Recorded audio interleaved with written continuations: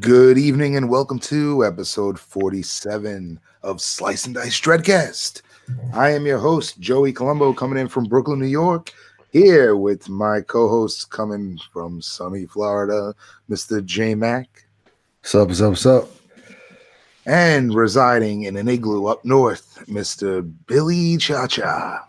Hey, I'm freezing my ass off up here. What's up, fellas? How you doing?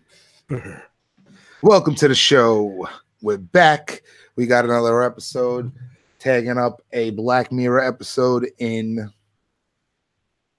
Shut Up and Dance, Season 3, Episode 3, and a featured film, 1986 Stand By Me. And continuing last episode's thread of putting Don Anelli from the Horror Mafia podcast. Shout out, Donnie.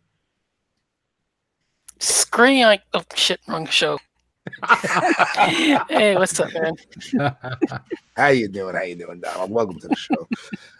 We're gonna hit him with another 80s nostalgia classic, and because I fucked up the last episode, like I mentioned, we are having the man, Mr. Venom, Jerry Cortez, join us. Okay, greetings and salutations, everyone. How's everybody doing? What's up, Jerry? Welcome What's to Beneath up? the Zenith. Yeah, It sounded like this is Underwater Kaiju, right? Wait, God, That's what I I thought. think this is Horror Mafia podcast. Underwater Tanya? country. I don't know. Oh boy. All right. So, how's it going, everybody? Before we get into the featured film first and then Black Mirror, let's kick it off with a little roundtable discussion. A little slice, a little dice, bits. I don't know. What was it? What the fuck? Random slices, Random some slices shit or like that, something. if I remember correctly. Yeah. We'll call it a slice of my thigh. So, J-Mac, we had an interesting conversation that we wanted to talk about with the fellas. You want to let the listeners know how it led to it? Yeah, man, I'm at work just this past week talking to one of the young guys there. Kid's like 21 years old. Somehow, talking about movies comes up. Shining's my favorite movie. He says it's one of his. Just this past week. So we end up getting into, start talking about horror movies and shit. And this kid goes ahead and tells me that he doesn't consider slasher movies to be horror. What? That he thinks they should be a subgenre of action movies. What? And I don't totally disagree with him. So I figured I'd let you guys tell me what you think. Oh, He needs the electric chair to keep that kind of mindset away from society. Well, yeah, this, you don't need that kind of negativity in your life, dude. this is mine because I'm not a huge fan of the slasher, Neither am I. I got your back, Holmes. So I am. And but this is the thing about it not being horror. To me, I could watch a slasher movie and like a jump scare or something in the movie might startle me. But once the movie's over, I'm fine. If I watch a movie about fucking ghosts or demons or some shit like that, it fucks me up for a little while. Where like if I wake up in the middle of the night to take a piss, I'm like peeking around the corner before I go into the bathroom to make sure like, fucking the nun or some shit isn't in there waiting to kill my ass. I could. Okay, but that. Okay, well, go ahead. I was gonna say I can agree with slashers not being horror from the protagonist angle because most action movies have the quote unquote action star or action hero who like saves the day, and I understand that in our genre we've got the equivalent of that would be the final girl, but I just usually the action hero is like a John McClane type, Cobra, somebody who's specially trained to do something. And how often is like Kevin Hart the hero, and like he's usually more comic relief. So like I said, from the antagonist standpoint, yes, I can deal with a slasher, because there have been some action movies that have slasher like antagonists, but I'm kind of going more with the protagonist. And if it's a final girl, I just can't look at that as an action movie. Right. And I know I'm reaching here, but that's just kind of my 2 cents. You're right. In fact, Kevin Hart will be the first to die in this slasher movie. Unless he's standing right next to The Rock and The Rock saves his ass the whole movie. No, but I mean, I can see where he's coming from though. Look at Predator. Yeah. Predator is an action movie disguised as a slasher film I can go with that. with some sci-fi, right? Terminator. The first Yeah. Terminator. Well, absolutely. yeah. Yeah, definitely. So I get what he's saying, but Even God, RoboCop to an extent. no, man, no. Yeah. That's a stretch. Yeah, it's a little bit of a stretch. But what I was gonna say, fuck, I forgot. What was it? Something about shit, I lost it now. All right, while Joey gathers his thoughts. And during this conversation, I had a flashback to when I came on Mafia and we did the Kubrick episode. And Bill, correct me if I'm wrong or fucking it up, but you had said that, you know, when they came out, you had seen, what was it, Friday the 13th and The Shining like week after Same week? weekend. Same week. Okay. And on the episode, you said about The Shining that something like I remember you saying something like it was a nice little film or something, but it wasn't as scary as Friday the 13th. To me, correct. Even as a child, Yeah. Friday the 13th didn't really scare me. The Shining terrified me. All right. You know what I'm saying? Like I just don't like I can't comprehend. Like I get it. Like I don't really look at slasher movies and think of it. It's not horrific to me. I remember now what I was gonna say. That's Before I forget, the slasher could be looked more in the vein of a thriller than an action movie, I guess. Like if you think about it, right? You have the stalking, you know, there could be, but you know, not really a demonic entity. Yeah, Freddy, obviously, but the classic trope of the slasher, person. Well, let's just say this. Let's just say this: Black Christmas and Friday the 13th are nowhere near action movies. No. Yeah. And that was another thing I was going to bring up is horror movies don't generally have large action set pieces.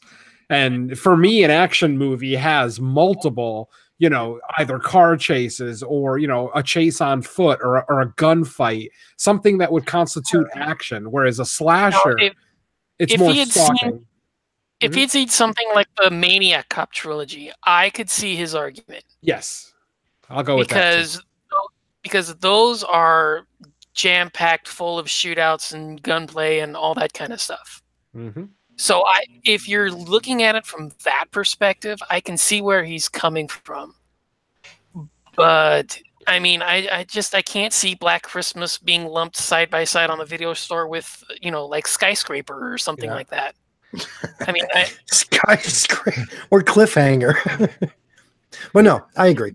But to answer J-Mac, for me, what made it scary is that I knew, a haunted hotel. All right, great.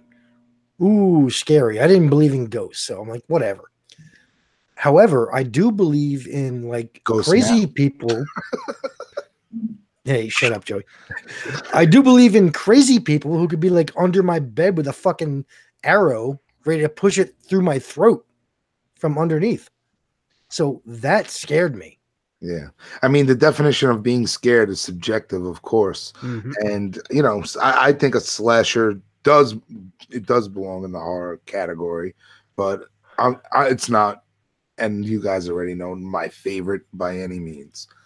But, yeah, it definitely falls more into the horror category. But I could see, an argument being made, especially if you, really have backup, like a whole list of, like Don mentioned, Maniac Cop, films like that, sure. But that's the thing. Maniac Cop is pretty much all I can really think of. Right. It's a far-fetched theory, but it's definitely.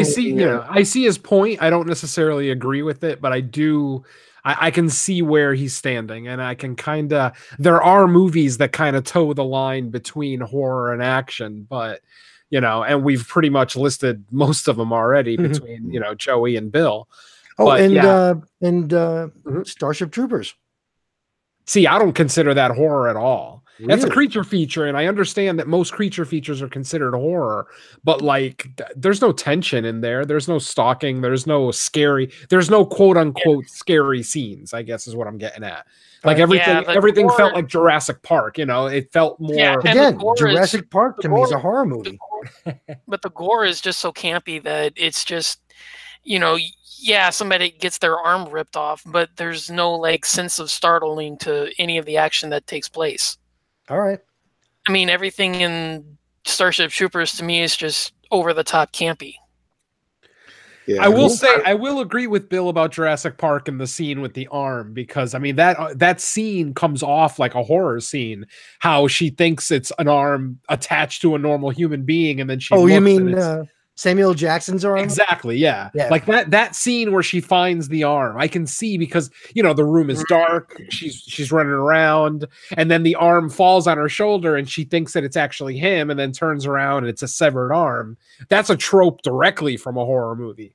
Oh, yeah. So in that instance, but I still don't think it would make the movie horror, though. All right. As If a we're whole. going down that road, if we're going down that road, I put 3 as the horror film of the trilogy, not 1. Really? I say 2. 3 is the horror film to me. 3 was a horror Bill film, but 2 was a horror film. I never said it was good, but I said if we're going by which of the Jurassic Park films is a horror film, I say 3 is. All I right. can see that. I can see it. You think Jurassic Park 2 is better than the 3, Bill? Yes, much I hated better. fucking Yeah. second one. I hated 3. I love 2. I love 2. Yeah, I 2's my smell a favorite. retrospective. I have to go down Yeah, that dude. road. Yeah, 2's the one for me that still holds up on repeat watches. 1 for me, I absolutely cannot stand at all. Wow. To bring it back to like the original question, and like J-Max said, he was a youngster, so I could definitely see nowadays the genres are so blended, Yeah. where like in the 80s everything followed a methodical format, and they both do have methodical formats, but Jerry pointed out the action movies do have bigger set pieces, more explosions, car chase, all the stuff. Mhm. And think about slashers, the set pieces are the gore gags usually. Usually, yeah. Um, But if this kid is young, if he's in his 20s, then he grew up with movies like Urban Legend and I Know What You Did Last Summer, where they do kind of toe the line between horror and action. There are still legitimate action set pieces in I Know What You Did Last Summer. Movies like Scream, is another one that kind of toes the line. Most of us here on this show would probably consider all 3 of those movies more horror than action, but depending on who you are, if you weren't scared, if you didn't get any kind of sense of tension while viewing the movie, then I can see how somebody might look at it as a horror action or action horror, something like that. It's definitely more up to the, or I'm just talking out my ass, whatever. Well, from that time period, I actually got into the genre through Bride of Chucky because I thought that was an action movie. There you go. comedy. No, I saw all the explosions and car chases and stuff, and I thought that was an action movie, and that's what got me into it. Yeah, That's what I wanted to see. Yeah, Bride of Chucky was the one from that time period for me. So does that mean like Freddy versus Jason is an action movie?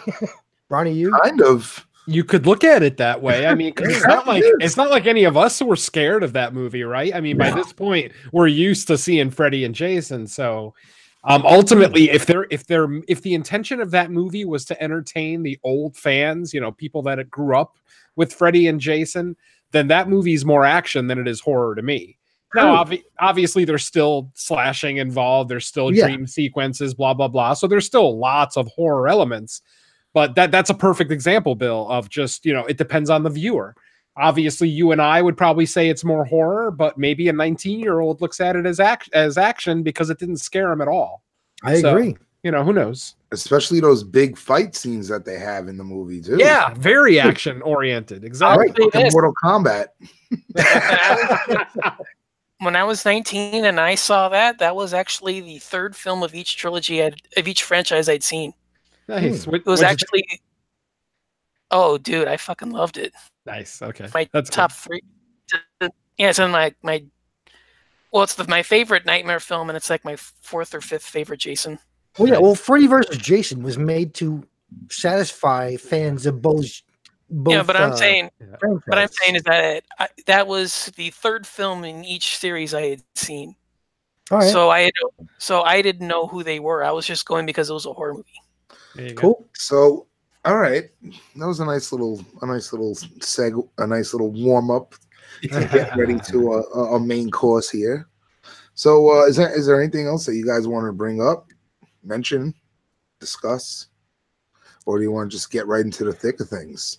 Let's get to the meat. I'm not trying to blow my antipasto load. I'm saving that for Friday night. Oh, you know what? There is one thing I kind of wanted to say, which anybody who listens to my other show with Mike Merriman, No More Room in Hell, probably is already aware. We put out the episode this week, but I know there's a couple of metalheads here with us on the show. Yeah. So I really got to point out, if you have the opportunity to see a movie called Lords of Chaos. Yes, I am so interested in this movie. Yes, I strongly recommend seeing it. I saw it in the theater this weekend. I'm lucky enough to live in LA where I can get all these little movies in little independent movie theaters out here. So I was lucky enough to watch it. My partner, Mike Merriman, was able to watch it on VOD. It is available on VOD. I believe it's $4.99 on Amazon Prime right now. Probably, the same price on most of the other VOD, streaming things. But if you get the opportunity to see it and you're a metalhead of any kind, and I don't like black metal, let me say that right from the start. This movie is basically the story of the history or the creation of true Norwegian black metal, along with the crimes that are surrounding the bands Mayhem and Burzum. So obviously a lot of people are already familiar with that story, but I was really, really impressed with the movie. It's probably church burnings in this. Yeah, lots of church burnings, lots of murder. One of the most epic suicides I've ever seen on film. Like just a very gory and long-lasting suicide. It wasn't just a quick pull of a trigger. I mean, this guy destroyed himself. Anyway, point is, if you're a metalhead and you like horror, this is not a horror movie by any stretch. So this is, once again, another example of a movie kind of towing the line between horror and something else. Obviously, since it's based on true crime, I consider it more of like a true crime docudrama / horror, type film. But anyway, my point is, it potentially may be my favorite movie of 2019 so far. So, like I said, I just wanted to give a shout out to that film. If you get the opportunity to see it, check it out. I think most people will like it. Don might not. Really? I love Mayhem. Oh, They no. must Oh, have you'll Only love on the my music, radar, man. that's for sure. No, But the, the Mystery Storm Satanas is my favorite black metal album of all time. Very nice. The one complaint I have about the movie is that they concentrate more on the crimes and not very much on the music. So even though this is a loose retelling of the creation of quote unquote true Norwegian black metal, they don't really do a whole lot with music in it. It's really just more of a backdrop for, the murders and the suicides and everything else that's portrayed in the film. But I still highly recommend it. Check it out. Awesome. Gonna check that out. Yes. Still haven't had one. I don't think I've had one 2019 watch. Shame on you. I'm about to get into one. The Well, Capitol Club. Technically, we can still count Camp Death 3. That counts. That's officially released on VOD a few weeks ago, so that technically does count. Nice. You have one. All right. Well, let's totally shift genres and take it back to a different time in the 1980s when River Phoenix was still alive. R.I.P. Oh, he died? Sorry. I'm gonna make Too some soon? enemies. I'm gonna make some enemies with this statement, but the wrong Joaquin brother died. Oh, Phoenix, yeah. The wrong Phoenix died. I gotta say it. I'm sorry. That hair-lipped idiot is. Well, that's we what didn't we're left use with. Joker yet. Come on. I got a feeling that's gonna fall through. I got a feeling he's gonna fuck that up somehow. I don't know. He's such a flake. I mean, he's worse. I don't disagree with you, man. I have no idea. Yeah, I don't hate the man. Let me just get that out of there. I don't necessarily hate him. I'm just unimpressed with anything he's ever done, basically. Whereas I love just about everything River ever did. So Right. To be fair, I didn't see Gladiator, so I don't know. I've seen it. It's okay, but it's not like that movie's more about Russell Crowe than Right. his character, Maximus or whatever. So this came about because of the Donanelli challenge, right? Where we were covering movies that he hasn't seen and non-horror movies. So here we are in 1986 with Stand By Me. Billy, you want to take it away? Yeah. Being a non-horror movie, it's still written by Stephen King, so called The Body. Let's see what the B says. Their synopsis is: after the death of a friend, a writer recounts a boyhood journey to find the body of a missing boy. Oh boy. That's it. That's it. That's what they say. Oh well, Not a great synopsis, right? not really. No. No. Not wrong, but Not wrong. Not But it doesn't Well enough. justify this fucking movie. Yeah. not done well enough. All right. So J-Mac, let's save the Don for last, but J-Mac, you've seen this forget. movie. The director, Rob Reiner, who also directed Misery, who was also Meathead on All in the Family. This guy directed this shit. Starring Will Wheaton, River Phoenix, Corey Feldman, and a fat Jerry O'Connell. Oh, and we can't forget Kiefer Sutherland, as well as a nice surprise cameo by who? John Cusack. Yeah, that's right. Yep. Like, is that even a cameo? Like in '86, he wasn't like Oh, he was kind of big. super huge. Like, But we knew who he was. Come on, say anything, man. Yeah, say anything. Before that, Better Off Dead. Come on. Yeah, that one definitely put him on the map. Yeah. Not like today's status that he has, but Oh, no. definitely some. Oh, status. now the dude's doing like Stephen King movies like crazy, like 1408 and blah, blah, blah. I don't know. Yeah, Yeah. Very underrated. Ugh, yeah. disagree, but all right. Cusack, High Fidelity, Yeah, High Fidelity. great. Good movie. And speaking of Rob Reiner, I love this movie he acts in called Bye Bye Love. Anybody ever see that? I think I have, but I would have forgotten everything about it. I saw the porno one with B.I. Love. So I was disappointed. So Not that. This is like Matthew Modine, Randy Quaid, and Paul Wright. Yeah. It's like divorced Right, dads. had Matthew They always meet Modine. at McDonald's.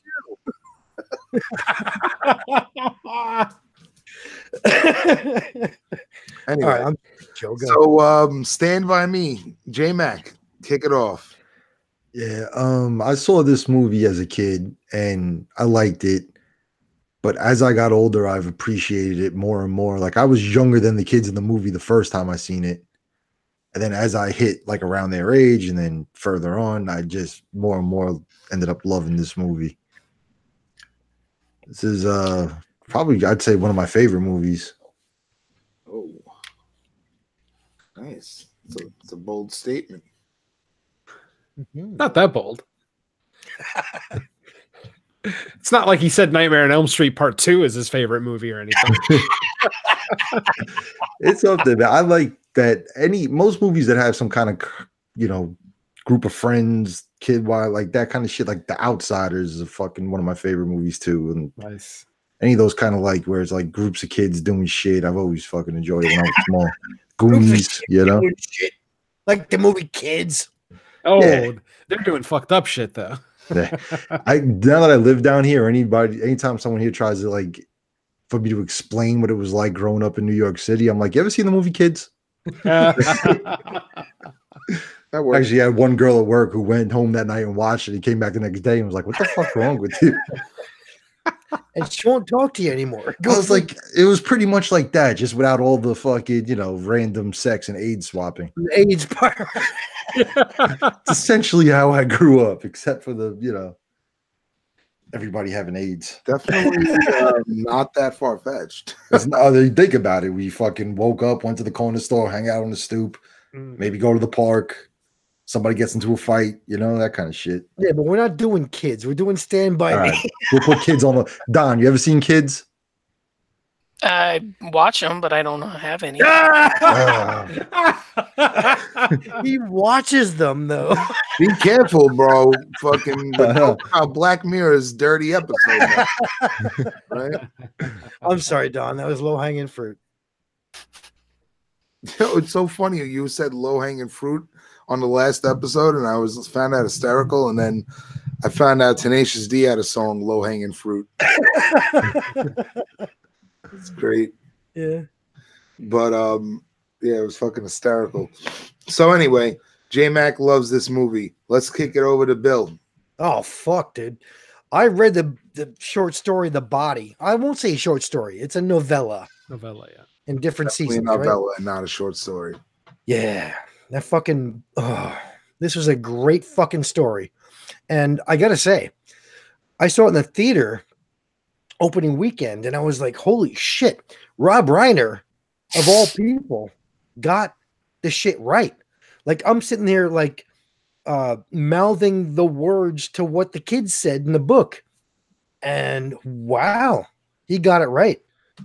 Everything from like the entire storyline to the, what was it called? The Revenge of Lord S. Hogan. Everything was perfect. I remember reading somewhere that it was Stephen King's like best favorite adaptation or whatever. Yeah. But like when he watched it, I like leave the room. He was like so taken aback by it. Right. And I was like, this is like the first Stephen King story that actually was exact from the book to the screen. So, and even Carrie, man. Carrie as a book sucked. Carrie as a movie rocked. I wouldn't say the book sucked, but the way it's totally different. The way you read the book, and it's like the book was done like newspaper clippings and all that shit. It wasn't a story where De Palma did it right. So in this case, it was like a direct adaptation and was perfect. So yeah, I thought that Reiner did the right thing and made a perfect King adaptation. Excellent. All right, Jerry. This movie is an absolute American classic. I put this up there with Schindler's List and Schindler's List. I do. I'm sorry. I mean, oh yeah, that's the right. Level. I forgot when like River Phoenix was killing the Jews, right? I've never seen Schindler's List. What? Me neither. Actually, I didn't either. Yeah, it's what depressing. The fuck, you guys? You watched a movie called Killer Mermaid. You never seen fucking Schindler's List? No, I'd never seen Schindler's List. I'm sorry. Yeah, it's one of those movies you'll really only watch once. You'll never really want to watch it again. As great a movie as it is, it's just the subject matters too much. Yeah, exactly. Joe, Bill, you would probably orgasm for a week straight if you watched it. Why would I orgasm? Oh, that's just what I want to do. Orgasm off of the death of 6 million people. Not that part of it, but just how the film is done. You know what I'm saying? Dude, I dated a Jewish girl for 15 years. for Bill's segment, because on Horror Mafia podcast this March, we're doing Shame on You, each week we're covering something that we haven't seen that we should have, and maybe we should just make it Shame on Jew. I'm trying to smoke. You're killing me. But, I'd say the cigarettes are killing you. No, I actually own it. I own it, but I haven't seen it. No. Wow. You got to do it. You got to watch it, then watch the Seinfeld episode when they. What? You never seen the Seinfeld episode they talk about? Oh my god! When fucking his parents' friends see him making out with a girl at the movie theater while Schindler's List is on, and his mother calls him up. Well, you making out there in Schindler's List? Oh man! Calls him. So I'm gonna just drop my initial thoughts. Jerry definitely nailed the key word here by saying American, and I think this is encompasses Americana at its finest. Wow, what a breathtaking film, man. I mean, emotional, real feeling. This does not feel far-fetched by any means. Authentic, depicted from the source material properly. I mean, it doesn't get better than the conversations. That it's almost like the kid version of a Tarantino film or something, you know? Like, yeah, good call, man. Things they're talking about, so what is Goofy? Like, what movie was doing that in the 1980s? Like, you know what I'm saying? So it kind of was like, you know, the dialogue. I mean, the script, it obviously king source material, but you know, to depict that and translate it in that way, with the perfect actors. I mean, all the actors nailed it. It's just like all the stars aligned for this film, you know. And watching it this time around, like when it started, I was just kind of like, oh yeah, you know, because I haven't seen it in a really long time, and I was like, you know, I knew what to expect, but by the end, it was just like you feel it, and you know, you feel it in the pit of your stomach. The opposite of the way you feel it in the pit of your stomach at the end of the Black Mirror episode we're going to discuss next. You know what I'm saying? It's a positive pit in your stomach feeling. You know? Well, I disagree. I thought it was the whole movie built up to this big anticlimax. Like they find the body, they're like, "Oh, spoiler, Bill! Jesus Christ, we even announced it yet." Oh yeah, like who hasn't seen this other than Don? Ultimately, the body plays such a small part in the movie. That's the whole, you know? Exactly, Jerry. Yeah. It's more about the journey than the destination. Right. Like Lord of the Rings. Symbolism. You ready to get into the symbolism? Not yet. First, Mr. Don and Ellie, initial thoughts on your very first watch of Stand By Me. Okay. It wasn't bad. I didn't mind it. It's not. It wasn't bad. Like he's kind of like it was a little icky, but not that bad. It was one of those. I didn't hate that I watched it, but then it's one of those I don't ever think I would have really wanted to see it. It made you feel human.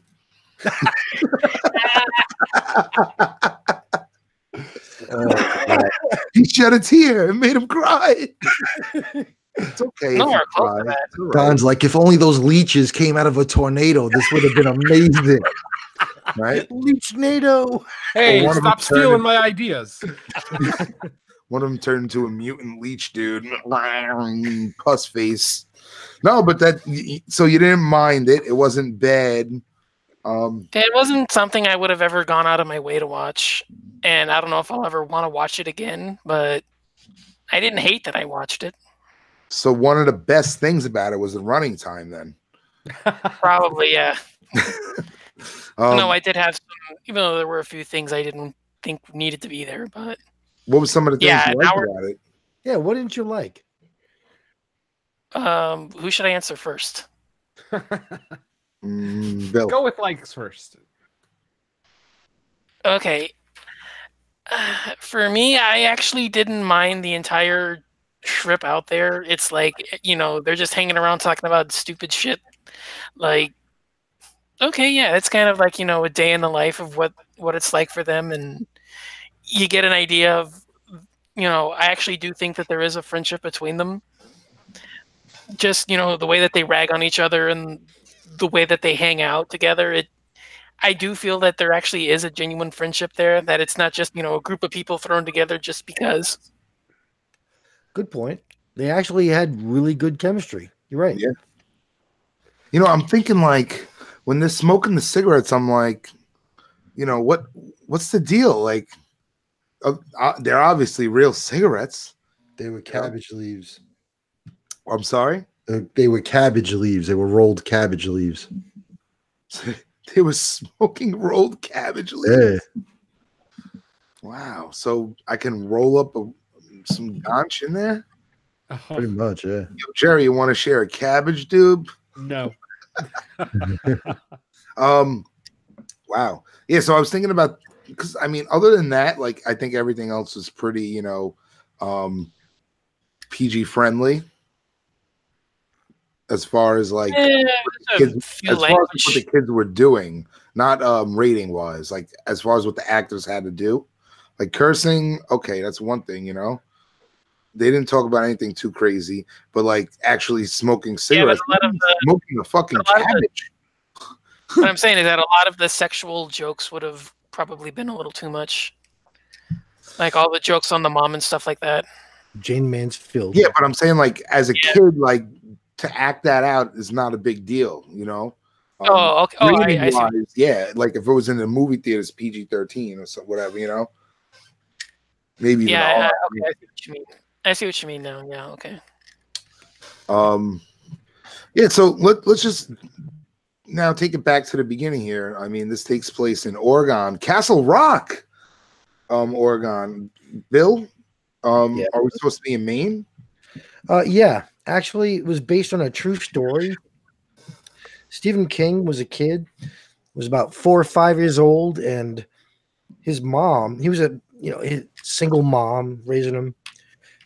And he says that he went out with his friends, and there was supposedly some kid that got hit by a train, and he came back scarred, and he doesn't remember what happened or what he saw. So yeah, that was kind of based on true shit. Wow. Yeah. And Castle Rock, by the way, is not near Bangor. It's like by Bridgeton, whatever it's called, Maine. So Castle Rock is supposed to get like another spot. What's that? What about for those of us that have never been to Maine? All right, other side of Maine.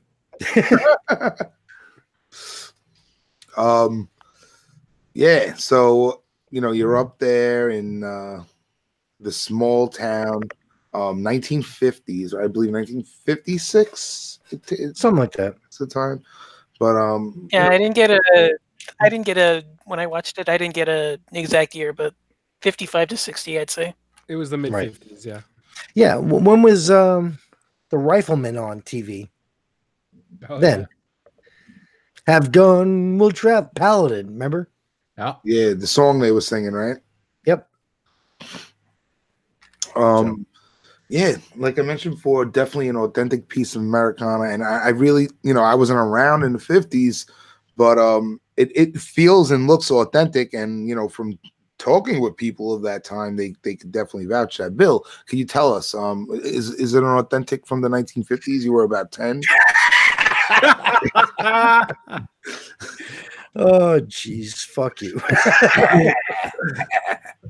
I was born in 69, baby. Oh, yeah. You're only a year older than me. All right.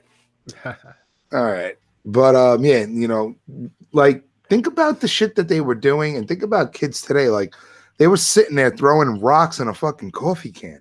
Like can you imagine kids today just sitting there for an hour throwing rocks in a coffee can? They would actually be using the throwing rocks at a coffee can app on their cell phones. Yeah, exactly. Mm-hmm.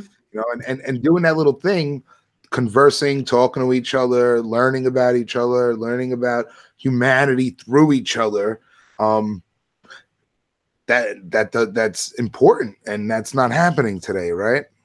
It's not happening because kids are sitting behind the black mirrors, pun intended. Yeah, I don't understand how teenagers these days can even learn social skills. The social skills that we learn by going to school and hanging out with kids in the neighborhood. It's like, if you're living your life in the cyber world, how are you building, like I said, your basic social skills, how to treat people, how to treat, someone from the opposite sex, blah, blah, blah. It's like, if their parents are too busy to do it and, they're not really interacting with people in the real world, where the hell are they getting their skills? That's Google. What terrifies me. Within 10 to 15 years, people won't even be talking to each other anymore. And that's frightening, at least for an old school guy like me. Yeah, definitely. I concur with that. So, the film centers around, what the hell's his name? Not Chris. Chris Chambers is his best friend, Gordy. Gordy, right? Yep. Gordy LaChance. Gordy LaChance, played by a really young Will Wheaton. Yeah. Didn't even look like him at all compared to what he looks now. Then Chris Chambers is his best friend, and it opens up with a newspaper article saying that this guy was stabbed in neck at a fast food restaurant. Right at the end. And then it's Richard Dreyfuss in a car. It's Gordy LaChance. Oh, you caught that, Richard Dreyfuss. Yeah. Yes. And a question I wanted to ask in a moment, but then it flashes into the story, and he's like, I'm pretty sure he says it was 1956, because I was even writing down, like on the newspaper, it said Wednesday, September 4th, 1985, when he was in the car, right? That's the day of the paper. And he goes, it was late yesterday, in the story. And then he says it was Labor Day when they went on the journey. So it was almost about 56 to 85, almost a full 30. It was 29 years. So like it was to the day though that he was in that area. So that was pretty cool. When they came home, it was Labor Day, and that was the day that when he died. Yep.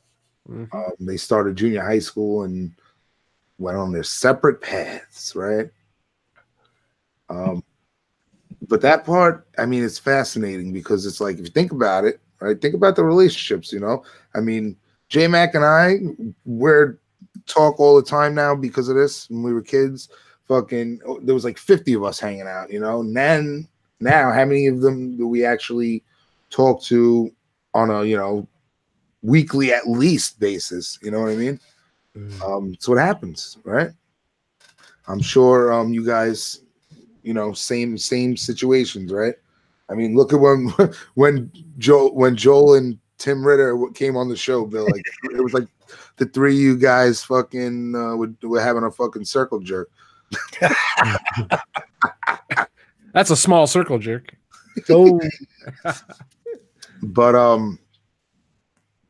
yeah. So and then who else did we have? Corey Feldman as what was Teddy. This one? Vern? No, Teddy. Vern. Jerry Teddy O'Connell. Teddy.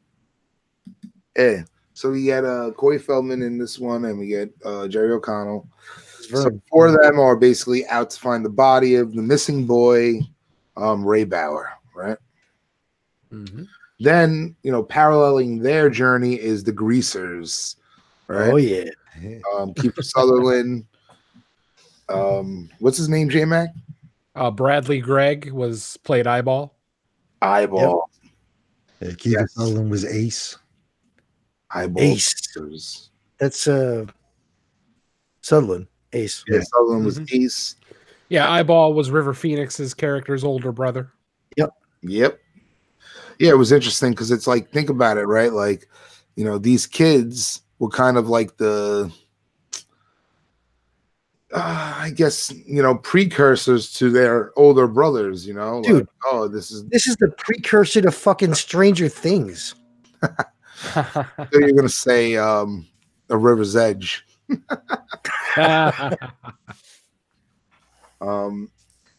Yeah, but this is this scene when the movie opens. They're in the treehouse together, and he's talking about, he was my best friend. He was from a bad family. Like I knew something bad was gonna happen to him. To who? Teddy? I mean, that's one of the major themes here. How like socio-economical factors influence your youth and your future and your identity of who you are. Because look, he becomes a fucking lawyer. Like what? Like, dude, no, you could do whatever you want. And he was conscious of this, and he kept protecting Gordy and telling him, like, dude, you got something special. You know what I mean? Like, you could see he wanted out. He did not want to become his old man, a drunk who beat him, right? Right. All that shit. So, deep stuff here, because think about it. I mean, this is what all human beings go through. It's a coming of age story, right? Yeah. Yeah, you might not be walking through the fucking train tracks looking for dead bodies and shit, but you're going to pass those years of life and go through teenage angst one way or another. So, you know, a big part of this film, you know, major themes, friendships. Here's my list: friendships, you know, youth and adult, right? Family dynamics. Important one, identity, and another important one, masculinity, right? And I'm reading a short story called "Drowned" by Yuno Diaz, and you know, it's about like Dominicans and, you know, machismo, right, being the big thing. But like, and it made me think about it. Like, that's definitely a major theme in this film, like what it means to be a man. You know, think about like scenes when he was crying and like compared to the older brothers and all this kind of stuff. You know, Denny, who is a star athlete and the father favored him, and then the son, right, is Gordy, and he's a writer, and it's like he doesn't give a shit. You know what I mean? Trying to see if I feel like I wrote him. Gordy's trying to get it out of the town, man. He goes, "Why can't you have friends like Denny?" The father says to him. Oh yeah. You know, so and then he's like, "My father hates me," and starts crying and all this shit. You know, it's some real deep shit, bro. Coming of age experience, like I said earlier, the socioeconomical factors, and of course, life and death. You know, dude, when Gordy's saying, "Why did he have to die, Chris? Why did Denny have to die?" And he's like, "I don't know. It should have been me." Oh, dude, when he's crying, he's like, "It should have been me." He's like, "Don't say that." Yeah, dude. Why would that kid? Huh? That monologue was like Oscar worthy. That was a great scene, right? Mm-hmm. Christ, you know, say that the four boys in this, their acting at that age was better than probably everybody else in the film. I mean, it's not a surprise that all four of them went on to, you know, bigger careers because their talent level is through the roof.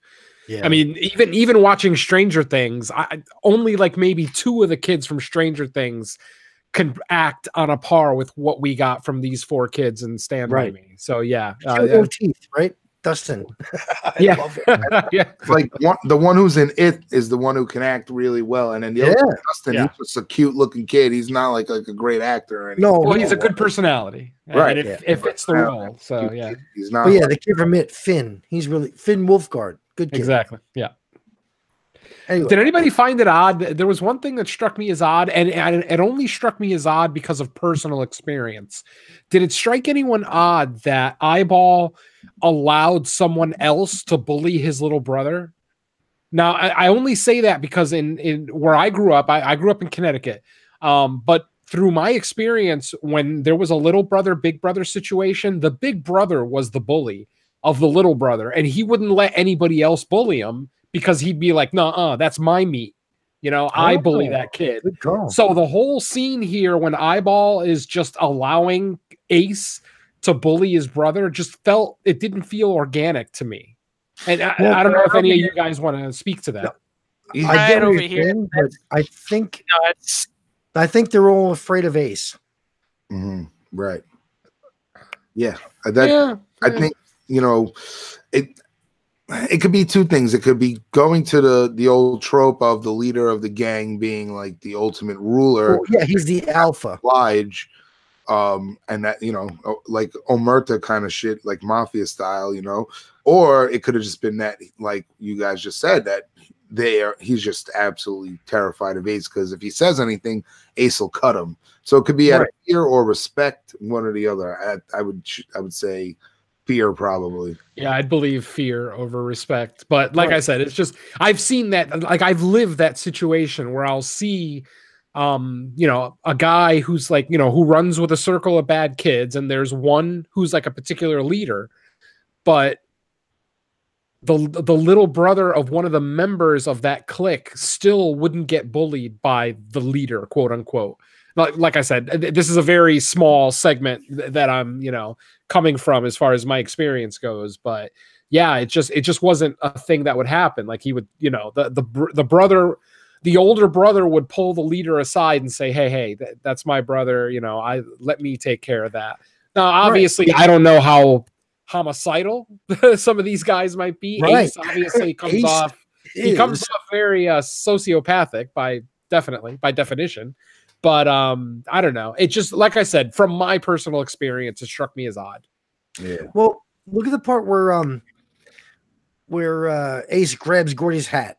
That was his brother gave to him. Remember? Right. Yep. He's like, "Come on, man, it's mine."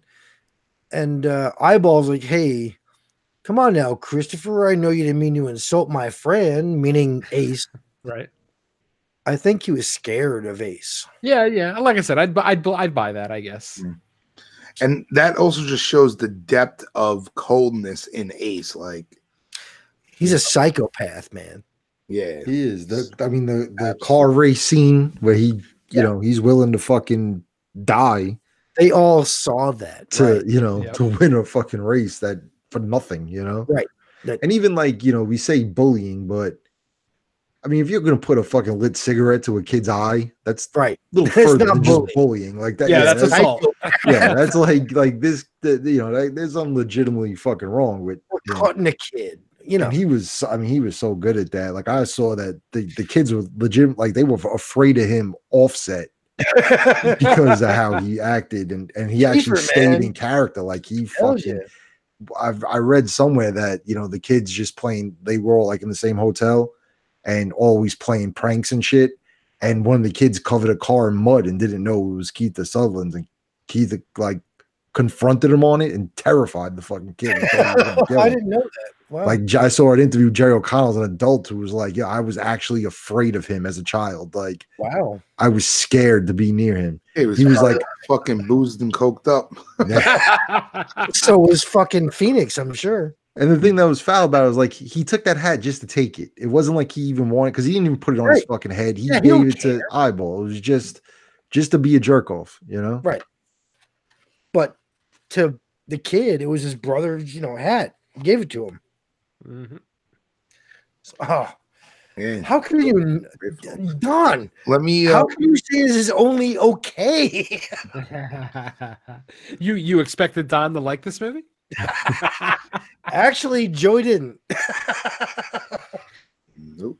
I kind of figured Don would come in where he did, where he doesn't hate it, but just kind of indifferent to him. Oh, Yeah. Which is fine. Like I said, not every movie speaks to every person, you know? Not every single person in the world thinks Citizen Kane's the greatest movie ever made, including myself. So, you know, Some even people though in this world have never even seen Citizens Kane, so Citizens Kane. Citizen's Kane. That's the porno version, isn't it? Rose I didn't buds. see that version either. Yo, let me ask you Roses. this. What you know when they all flip the coin and get full tails? What's a goocher? When you No all get idea. Apparently, yeah. I always assumed from the context that it's like a jinx. Yeah, Like a jinx, a gooch. yeah, I never Yeah. heard like when I hear gooch, I think of your fucking tinct. You know? Yeah, Not- exactly what I think of. Oh, it is. He's right. yeah, Yeah. no, I mean just from the Oh, context, I get gathered it? that. I don't- Taint. Yeah, perfect. It's tainted. It's cursed. It's, Yeah, wow, look at that. I guess it'd be fucked up for the kids to say Jesus scene in the movie. Look at that. It's a goocher. You're right, though. Yeah, no, Yeah. I thought it was one of those where everybody's got the same thing, kind of. It's like, there's no winning. It's like the entire outcome's the same for everybody. Yeah, no. It's Actually, when yeah, you I all looked- lose. I'm looking it up right now on Google, and it is specific to coin flips. Yep. It says All when two or more people flip a coin and they all come up the same result. Yep. That's called the goocher. Wow. Huh. Look We at all lose. And it's considered extremely bad luck. that. Wow. Look at that. A couple other things I want to read off my list here before we go into final ratings and stuff. But like I mentioned earlier, you have the relationship with the father and the son. You know, he tells him football takes concentration when he's trying to show him a short story. And it's like, Wait, talking to who? Talking to Denny The or father was talking to Denny at dinner. Yeah. And Denny's trying to take the attention off himself and put it on Gordy, like, oh, Right, Gordy, that you heard was the story. cool, Did you check it out? See, that's like, to me, I'll let Joey do his thing in a second. Just the relationship between Gordon and Denny was like, it was so important. Like that, Denny was the father figure that Gordy needed at that time. Yes, I was You getting know what there. I'm saying? Yes, you're right. And to lose that, and then, you know, seeing how the mother can't deal and like the kid is just ignored. It shows how fucking sometimes you need your friends to be your family. Yep. And that is like expressed in this movie probably better than any other fucking film that I've seen it in, especially for kids that age. Especially, you know, Chris, because like they needed each other, those two, you know, like Jerry O'Connell and Corey Feldman, the characters, not that they're not important, but right. With the relationship, but you know, where care. Chris was almost like a father figure, then becomes a father figure to Gordy. To Gordy in a way, you know, telling him, no, you gotta stick with, you got, you know, giving him positive reinforcement and shit, where the father's not doing that. Right. Again, you know, in family dynamics, major theme here, you know, all of them, especially that scene where the junkyard guy is telling Teddy, like, Chopper was in the loony bin, yeah, you know, and all that My shit. father stormed the beach at Normandy. He's crazier than a shithouse rat. I love that fucking part. Dude, his father put his ears to the fucking furnace. Yeah. That's another fucking great line when Gordy's like, I couldn't understand how Teddy loved his father so much when I couldn't give a fuck about mine. And he hasn't put his hand on me since I was drinking bleach under the sink when I was 3 or some shit like that. Oh, Dude, that stuck out to me big time. right? Um, So powerful. God, this movie rocks. Another thing, you get some deer, you get the deer symbolism. Yeah. I was actually going to ask you about that, the deer doe thing. Yep. Yeah. Oh yeah. Like, you know, why does he point out that deer? Like, you know, he keeps it to himself until he just wrote it down, you know, like it's like he wanted to keep the innocence all to himself, you know. Yes. What's up with that? Indirect selfishness. Mhm. Yeah. It's just one thing that he needed to walk away with himself, that Or selflessness. Yes.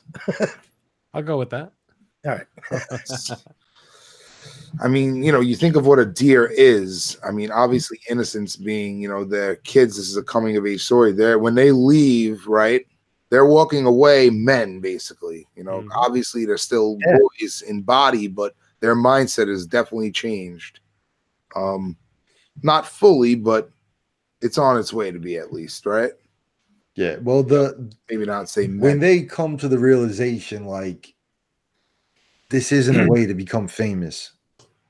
You know what I'm saying? Like, they realize fucking, like, just cover them up would not, like, I think Gordy says, like, but we were gonna, Vern says, but we were gonna be famous or something. He's like, and Gordy says, you know, not this way. Yeah. Like, this group of kids finally, like, it occurs to them, like, this was a fucking person. Like, this was a person. This is a dead kid. This isn't a way to fucking, you know, get attention on yourself to take advantage of the fact that this kid got fucking railed by a train. Yep. Yeah, that's a big turning point to me. That it's almost like if you're trying to narrow down the instant that they went from boys to men, I would say right there when they made the realization that no, this is not how you become famous. Right. And then they end up just making the call anonymously. I mean, yeah. They did the right thing. It takes a bunch of 12-year-olds to show us what the right thing to do is. The scary part is that, like, it kind of came true. Like, they drifted apart. Yep. And his best friend went and died. Yeah. So in real life, it's like, fuck. And I just realized this while I'm staring at my notes here. And he got stabbed in the throat, right? Trying to what? Trying to break up a fight. Yeah. But not just that. Dude, when Kiefer Sutherland says, I'll kill you, he puts the knife to his throat. Yeah, but it wasn't him who did it. No, sure. It wasn't him. Yeah. But there's symbolism there. Foreshadowing. Yeah. Didn't realize that. Fucking crazy. Like, Chris was the peacemaker of the bunch. Yeah. Bill was the creative one. Or Gordy. Sorry. And speaking of that, Billy. Want to segue into Lard Ass real quick? Oh, Lard Ass. Don, come on. No, this is the part of the I want to hear movie I Don. didn't care. take on Gordy. I mean, Lardass. This is the part of the film that I had the most issue with. Like, why the hell is this even in here? Oh my god! You couldn't just enjoy a fucking story about a kid throwing up over everybody. It's not that I don't mind what happened. It's just, why did we need this in the middle of a film about a group of kids hunting together and growing into men? Like, Well, why is it even there in the first place? I think the point is we don't need it, and that's the nature of being a 12-year-old. You talk about bullshit that doesn't matter in the grand scheme of things. Right, it's just another stupid story that they told each other. But if they tell the story in like the 3 minutes it would take for them to tell the story, I wouldn't have an issue with that. I don't need the flashback seeing it happen. That's where I come from. I don't need the flashback seeing it. I don't need the. I hear you. It's just more physical comedy, you know. Yeah. Did you at least laugh when he said Mayor Grundy threw up all over his wife's tits? Yeah, I did. I kind of got a chuckle at that. But... The whole lot of the story is amazing. Yeah. And then and the women's auxiliary barfed all over the benevolent order of antelopes. Yes. Fucking phenomenal. That was awesome. Dude, yeah. It's trying to show a 12-year-old getting revenge by writing about revenge. That's what it is. Love it. It also it adds so much depth to Gordy as a character, right? And how storytelling, could bring people together, they're in such a shitty situation right there, but they're fucking chuckling and cackling, and right. And while and we're as 12-year-olds, he had them captivated. Yeah. Hence why he becomes a real writer, right? Yep. And that was one thing, like why is he credited as the writer? That bothered me. I go with the adult Gordy. Okay, they're just confusing us. Like the first time I looked at the credits, I'm like, wait a minute, who's the writer? What? That doesn't make sense. It took me a second to realize that, that's grown-up Gordy who was narrating the entire movie the whole time. But yeah, the writer, I don't know, whatever. I guess they're just trying to be artistic. I chalk it up as like, maybe stressing the importance of writing, Potentially. Or pretentiously. There's nothing pretentious about this one. The body, the short story, what novella, whatever the fuck you were talking about before, is that written? Like, is it written where he's the writer? Like, is it him telling? Like, you know what I'm saying? Is it like in first person? Like first person, like that. Yeah. Like, so could it just be like attributed to that he's the writer? Yes, the narrator was him. Yeah. All right, good stuff. Two things I wanted to do real quick was just mention, how, masculinity being a theme. On my list, I was like, they have so many different things going on here. Like you have the football versus the writing, right? You have the brothers, one who's like quote unquote wimpy, and the other one's the quote unquote jock, right? You have, and then the dad favoring Denny, who's dead, and the jock, and emphasis on football. You need to concentrate on that, because that's what a man does. They never went into like why the brother killed himself either. He didn't kill himself. He got into a Jeep accident. Oh no, you're right. He died in an accident. I'm sorry. Yeah. And like the scene where they like have the cigarettes, it's just like that's what. No, the one cigarette they all shared.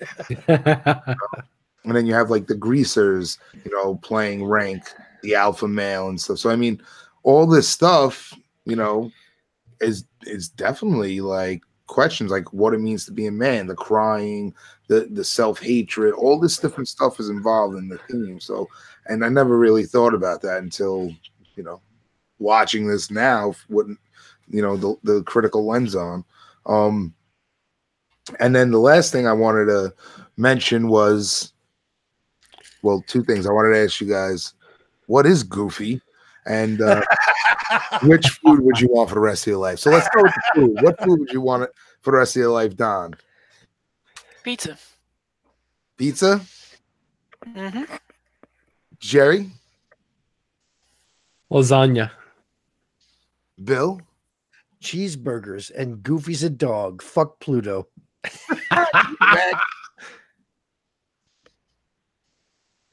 J-Mac? A pineapple Dole Whip. What? I know what that is. Yeah, That's it's awesome. pineapple soft serve ice cream. Oh, it's the greatest Hell thing yeah. in the entire world. I can only get it in Disney World down here. It's one of the reasons I moved to Florida, honestly, just to be closer. The Dude, Dole Whip. Dole Whip, man, crushing those things. Mine would be chicken parmesan Nice. every day. And Goofy, what is Goofy? Bill says a dog. Oh, Goofy is a dog. Yes, they're both dogs. I'd say I mean, it's just a matter of figuring out why one can talk and one can't. because Pluto's retarded. No, I think that Goofy's from Tromaville. So he just developed talking skills. Pluto's a normal dog. Yeah. Oh man. Now I want to watch a Troma movie. Damn it. Yeah. Can we do it instead of Black Mirror? Oh. All right. So let's mention this last line, right? The last line's typed up on the thing. I never had any friends like the ones I had when I was 12. 12 years old. Jesus, does anyone? Dude, that fucking line brings a tear to my eye every time. It's, golden days are here again. That's Golden Years by David Bowie.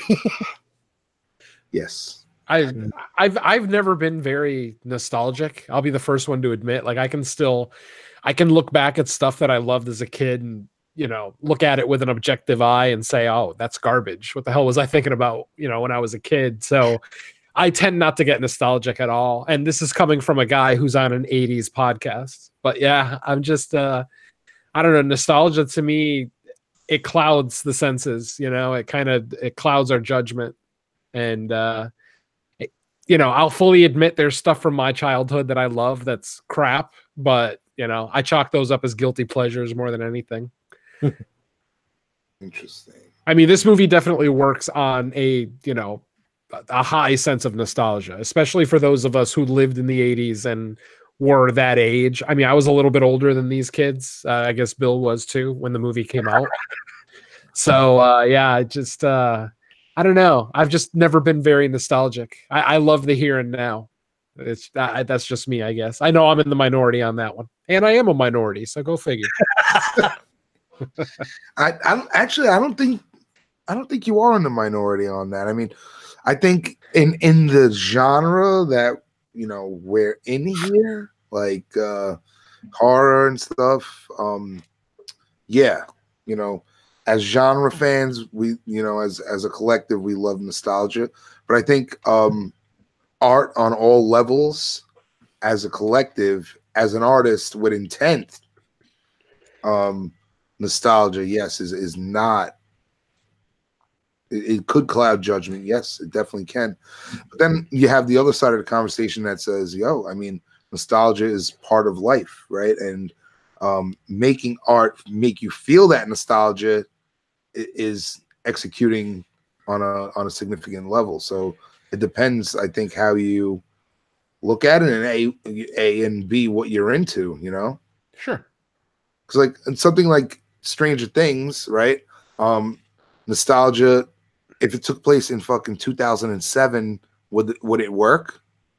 It would work for some people. It may work, but accomplishing that authentic 80s feel, that skills, you know what I mean? But to some, it doesn't matter. Like Don would probably say that. Don likes to separate nostalgia from the piece as well. Yeah, I'm definitely more in Camp Don than Camp Nostalgia. For me, it's just the fact that nostalgia actually tells you nothing about what you're referring to. It's just an experience you had with it. It's not actually used as a form of critiquing what you're talking about. Like if I'm supposed to say, well, I remember going back to the theater and watching Chopping Mall when I was, 12 or 13. Does that really tell you anything about the movie? No, it's just an experience you had relating to the film itself. So it's not actually, for me, I don't look at it as meaning anything. It's just a cool story you have. I like it. Well, I'm thinking more like, if you see, like look at Dungeons and Dragons, right, in Stranger Things. I mean, I don't know if you've seen it or not, Don, but Dungeons and Dragons, right, is a very nostalgic thing. D&D is a major trope in this franchise, this series here, and yeah, it's nostalgic, but also it adds depth to the show as well, because the fantastical characters named after one of them. Bill must have to go take a piss. What is he doing? Right? So, I mean, nostalgia, like, Bill, when you watch Stranger Things, that D&D hits home for you, right? Oh, yeah. But, like, I played D&D once. It does not do anything for me in a nostalgic way, but it's still... That's because you had the wrong DM. If he had one. Right?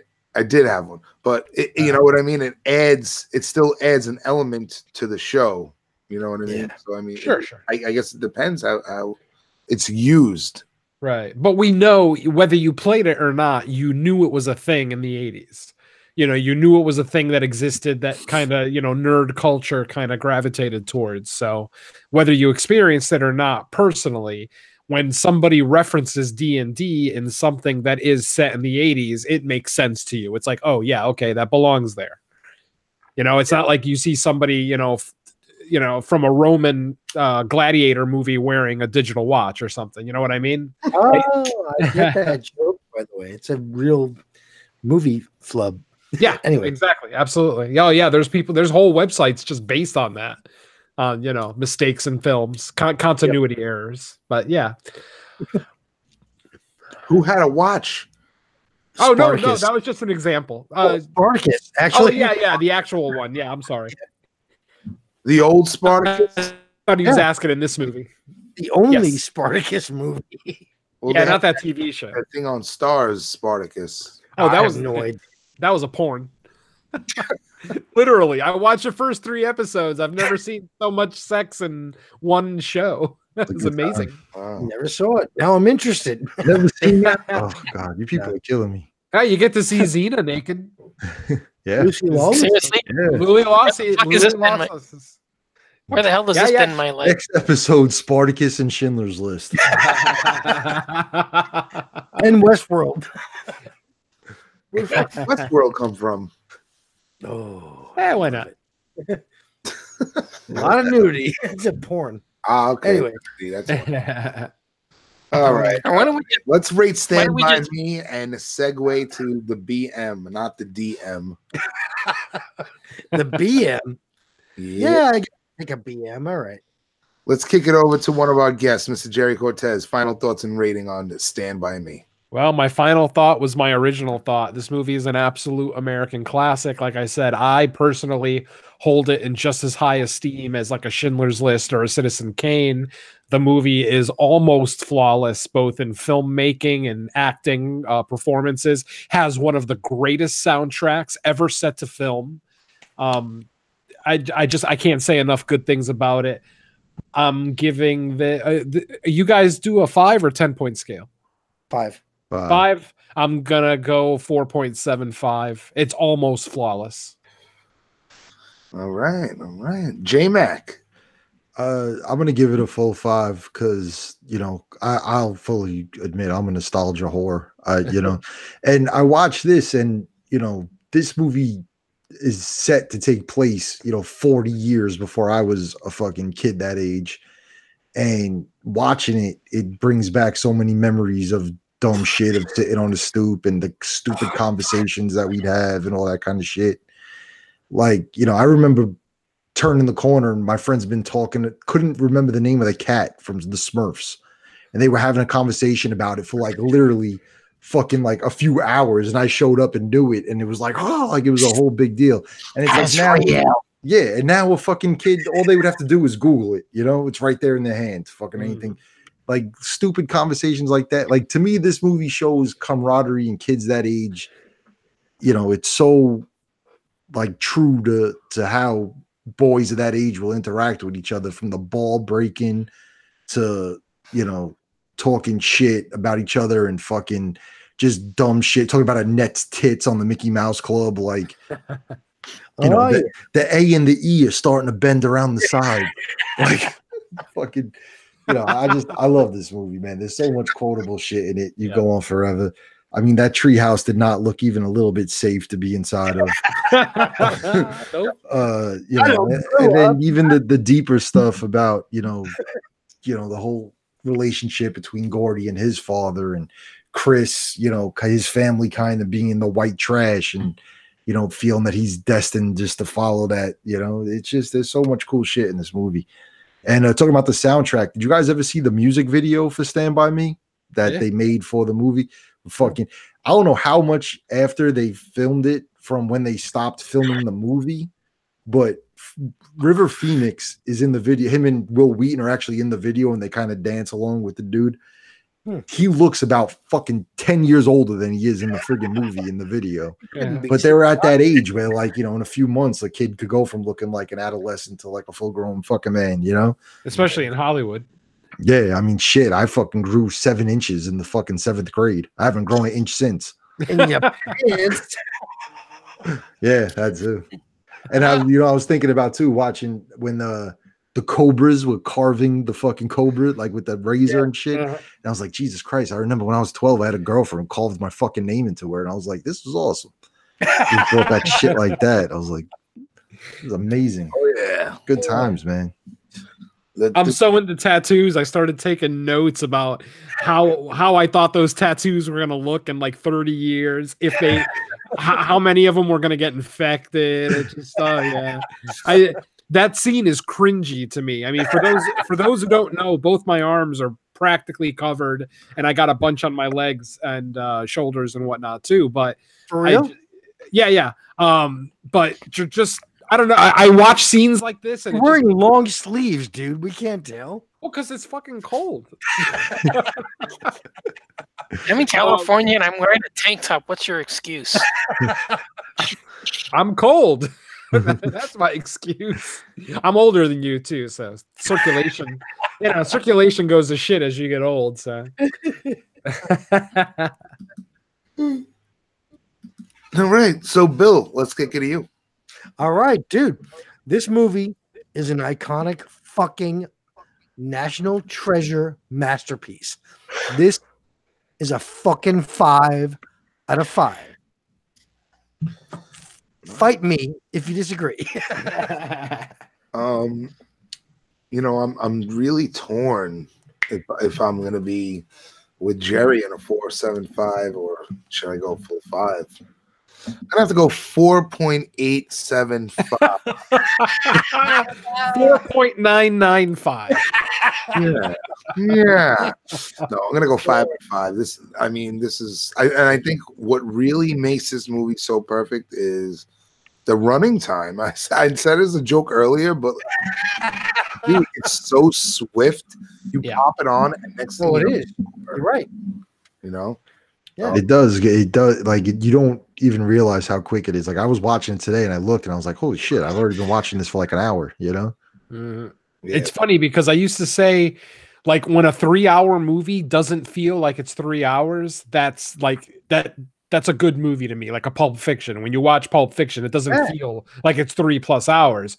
Right. But in the opposite end of the spectrum, when you watch a movie that's only an hour and a half, and at the end you're like, oh man, we're done already. It's been an hour and a half. It's like that's even better in my opinion. It's like you want more. That's how you want movies to be. You want movies to leave you with more, like a sense of wanting more, and that's exactly what I could have easily I would have been happy with another hour of these kids just frittering their day away. Let's see what junior high school is like. Let's just Don's like me series. Oh, it's Boy Meets World, Joey.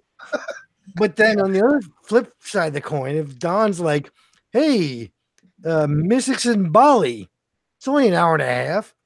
It's like 3.5 hours later. End. That's because you kept rewinding. Well, speaking of Mystics in Bali, Mystics and Donnie, what is your rating on Stand By Me? Nice. 2. Okay. 2. Yeah, like I said, 2. I didn't hate it. I didn't hate it, but I didn't think I would have ever wanted to watch it, and I don't think I'll ever watch it again. So I will officially say, Bill, you're totally dead wrong. 3.5. Right. You don't have to like a movie to see the merit in it. So I'll give Donnie his Yeah. props there. It's a damn good rating from the Don. Yeah. Leads to a I'll 7 say on this. 10 scale.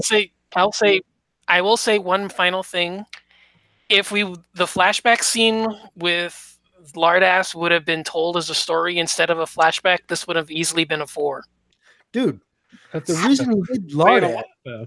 but the reason for that part was because his friends were getting agitated by not finding the body yet. They were getting mad. So Gordo had to. Yeah, but we still don't need to see the flashback play out. We could have just had him sitting around the campfire telling them as a story, and I would have been fine with that. Really?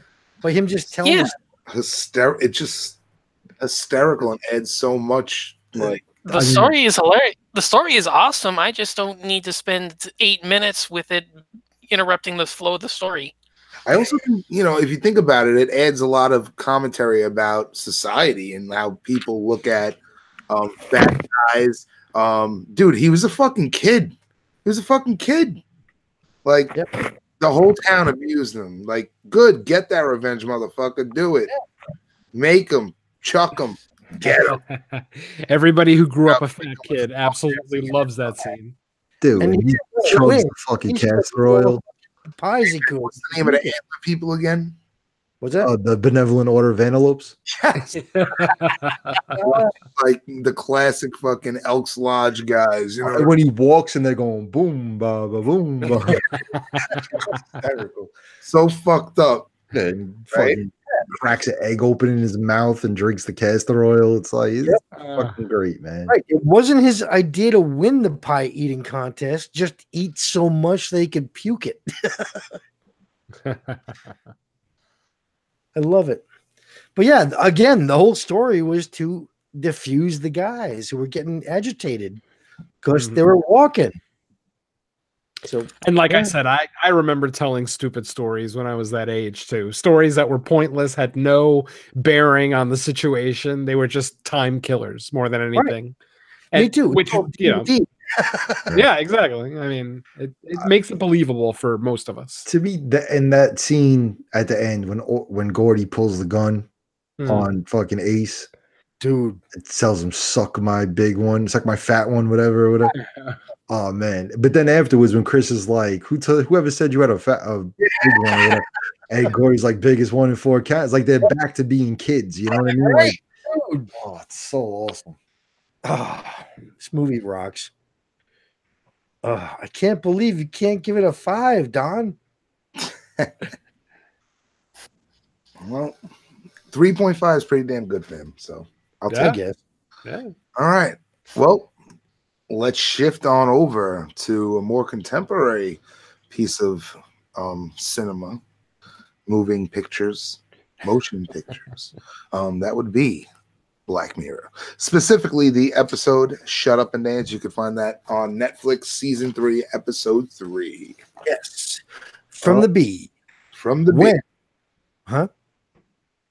When withdrawn Kenny stumbles headlong into an online trap, he is quickly forced into an uneasy alliance with shifty Hector, both at the mercy of persons unknown.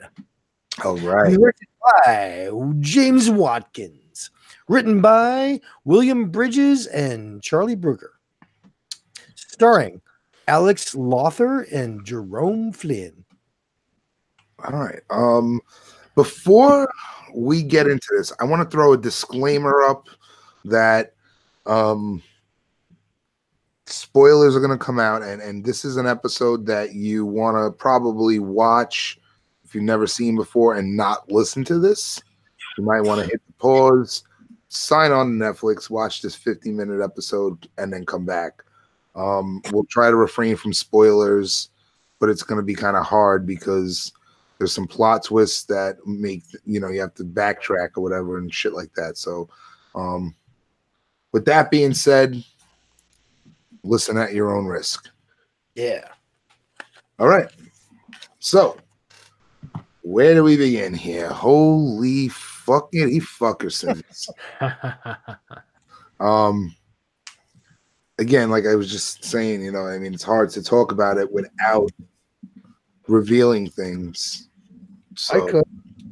All right, kick it off. I could have ended this movie or show really early. If I was this kid Kenny or whatever his name is. Yeah. The moment I got a fucking thing that said, guess what? I'd have been like, oh, you like it? Good. Go ahead. Because now you got child porn. End of story. Done. Right? No episode. Okay.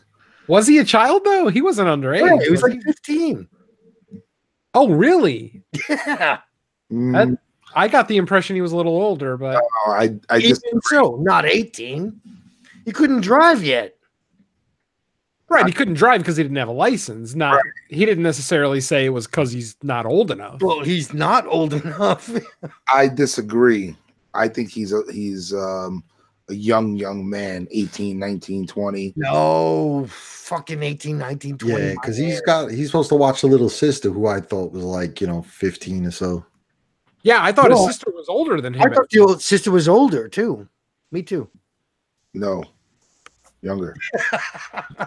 All right. Well, Damn it. Now we got to find out. I'm trying to think of. I was reading an interview, but it didn't mention that. I was talking about if it's so hard to fucking, even though Bill basically just spoiled it already. Done. No more show. All right. Well, let's start from the very beginning. Let's get initial thoughts from everybody else, and then we'll start at the beginning. And let's kick it over to J Mac. Then this was an episode that when the first time I watched it, I was kind of like jaw drop. The twist I didn't see coming, Nope. at all. I mean, actually, Jerry, are you like a Black Mirror fan? Have you watched any of these episodes before? Is this your first watch of this? No. I am a big fan. I watched them all. Okay, yeah. So this, to me, like twist wise, is on par with White Bear. Yeah. Where's the twist? What do you mean with Where's the twist? I didn't see a twist. A major twist at the end. What are you talking Not about? at all. Like the giant Not at twist all? at the end. You didn't notice that? Did you? I mean, it was one of the biggest twists in the series. It completely changes, dude. It completely changes the tone of the episode. I mean, think about it. All through the episode, we thought that these people were quote unquote the protagonists, but then once we get the twist, we realize. I'm not going to say anything. But I'm saying once you get the twist, it completely flips the script. Suddenly, the people that we thought were the antagonists are actually the protagonists. They're actually the good guys. And that struck me as so crazy because leading up to the end of the episode, I thought it was just going to be some basic, dark web, Fight Club or, murder club type situation, kind of like Unfriended Dark Web. But when they gave us that twist, it completely changed the tone of every single character in the movie, literally every single one, other than the lady who got a ride. But I mean, Jerry, you said something that I've been thinking a lot about, and I don't know if they are exactly the good guys, and we could get into that conversation a little bit. Oh, we will. Right? I mean, and that's one of the main messages from the show. It's like, even though this fucked up people doing fucked up things, do they deserve these people judging them and permitting them to have those, punishing them basically? Right. It's absolutely vigilante justice. I understand that, which most people would frown upon, but I'm saying in the context of this show, and especially the series, the way, the way a lot of these stories end, this one shook me the most, probably one of the most of any of them. Without a doubt. You know, I mean, I just, like I said, you have this sensibility in your head throughout the entire episode of these people being abused or these people being forced to do things they don't want to do. But like I said, once you get that twist at the end, then you realize, fuck these people. You know, just fuck them. And it's in the vein of White Bear, right? Absolutely. The episode White Bear we covered. Yeah, this was a second time watch for me, so I already knew. So watching it again, I ended up fucking Jesus. Taking notes like a mofo. Oh, good. So I could go pee while you do those notes, right? I got a lot to say. Be on for another hour or so. Yep. Wow, yeah. Talk about gut punches. This is What? Really? Bill, Did you watch the episode? Yeah, what episode did you watch? Know it all. What the fuck are you trying to say? Spit it out, kid. I'm not a know-it-all, but there was no fucking twist. There was nothing big in this. It was like dumb. Oh wow. I think Bill missed You something. missed something. You missed something big. Fuck. Now, I will say the first time I watched it, as the episode's progressing, especially when the bank robbery happens, I'm saying, what the fuck, man? Like, if I was whacking off, I wouldn't be going to those dips. And That's what I'm saying. Who cares? It wasn't like I started thinking about it and I remembered the opening scene. Well, not the opening, but the Dude, beginning. I'll whack off. Hey, you want to see it? Fine. Show all my friends. I don't care. Yeah, but it's not what you were doing so much as what you were doing it to. Yes. You do understand that All it's right, not. I do. He didn't give a shit that he got Right. videotaped doing it. It's what But- he was watching. But it was the guy said the same age. So what? The kid's a kid. He's not a kid. That's why I say disagree. He's not because he was arrested at the end. Like I don't think shit. We're moving. I'm sorry. Well, I'll get All back right, to this point. Right. We're not there. I'm yet. at the end. I guarantee you this is going to come up again, but let's just Yeah, get Don's initial thoughts and then we'll move into everything else. All right. Mhm. Do mine first so I can go I pee. fucking hate Go pee now. Well, I fucking you want to Nah, hear I'll what Don wait. has to say first. I want to hear final or initial thoughts. I fucking hated everything about this. I'm with you, Don. I'm with you, bro. Wow. No That's my initial elaboration. thoughts. I hated everything about this. Why? Why? Nothing was interesting. I don't give two craps about this kid's play. None of the tactics were really that meaningful. It was just an hour of my life. I thought I should have been doing something more important. Wow. Wow. All right, I'm not that bad on this.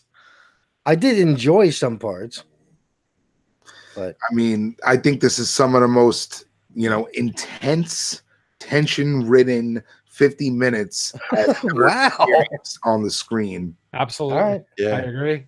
It had elements of 30 minutes or less. Did anybody see that movie? I love that movie. Yeah, it had elements of that in there. That struck me, like, especially during the bank robbery scene. That's exactly when it popped into my head. It's like, wow, this is just like 30 minutes or less. And it reminded me of something else too, and I can't seem to remember what it was, but I wanted to ask, has anybody else had that masturbation video scam tried on you? No. Has any of you guys ever gotten that email? No. You basically get a random email, and it's just a person that doesn't identify themselves basically saying, I have, hey, I noticed that you like to go to these porn sites, and I've been monitoring your webcam, and I have video of you doing that.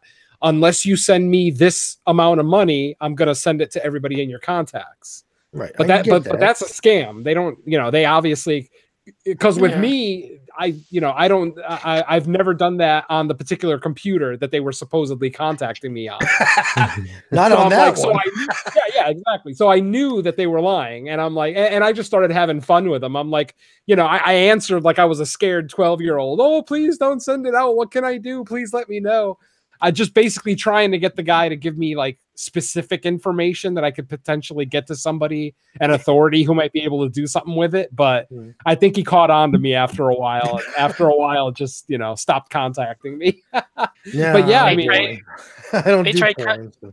They got me, and I didn't even have a webcam, so fuck on them. exactly. They don't, I mean, they don't know. They assume we all have Yeah. webcams. And if you have a male name, they assume you look at internet porn. So I'm sure they get a lot of people actually sending them the cash. Yeah, the but- funny thing is that I actually was at the sites they were mentioning, but I didn't have a webcam. So Yeah, exactly. All right, Yeah, good they time actually- to go pee. I'll be back. yeah, they actually got the sites right, but I don't have a webcam because I only got it because of the show. Nice. Yeah, But yeah, that's what I I- thought of when they first contacted him and showed him the clip of the video. I'm like, oh, it's the masturbation scam. But they actually had the video, so obviously it's not the scam. Right. So All right, let's take a few steps back here. Yeah. The very beginning opens up with a woman like panic stricken, putting something on the back of a tire in a parking garage. Black Mirror opening credit hits, and then we don't see her again for a while. yeah, I'm not the biggest fan of the ambiguous cold open, but it kind of worked here. And since it wasn't a full feature-length movie, I guess it didn't bother me as much. It's not like I waited 2 hours to find out what that scene was about. Right. It came together nicely.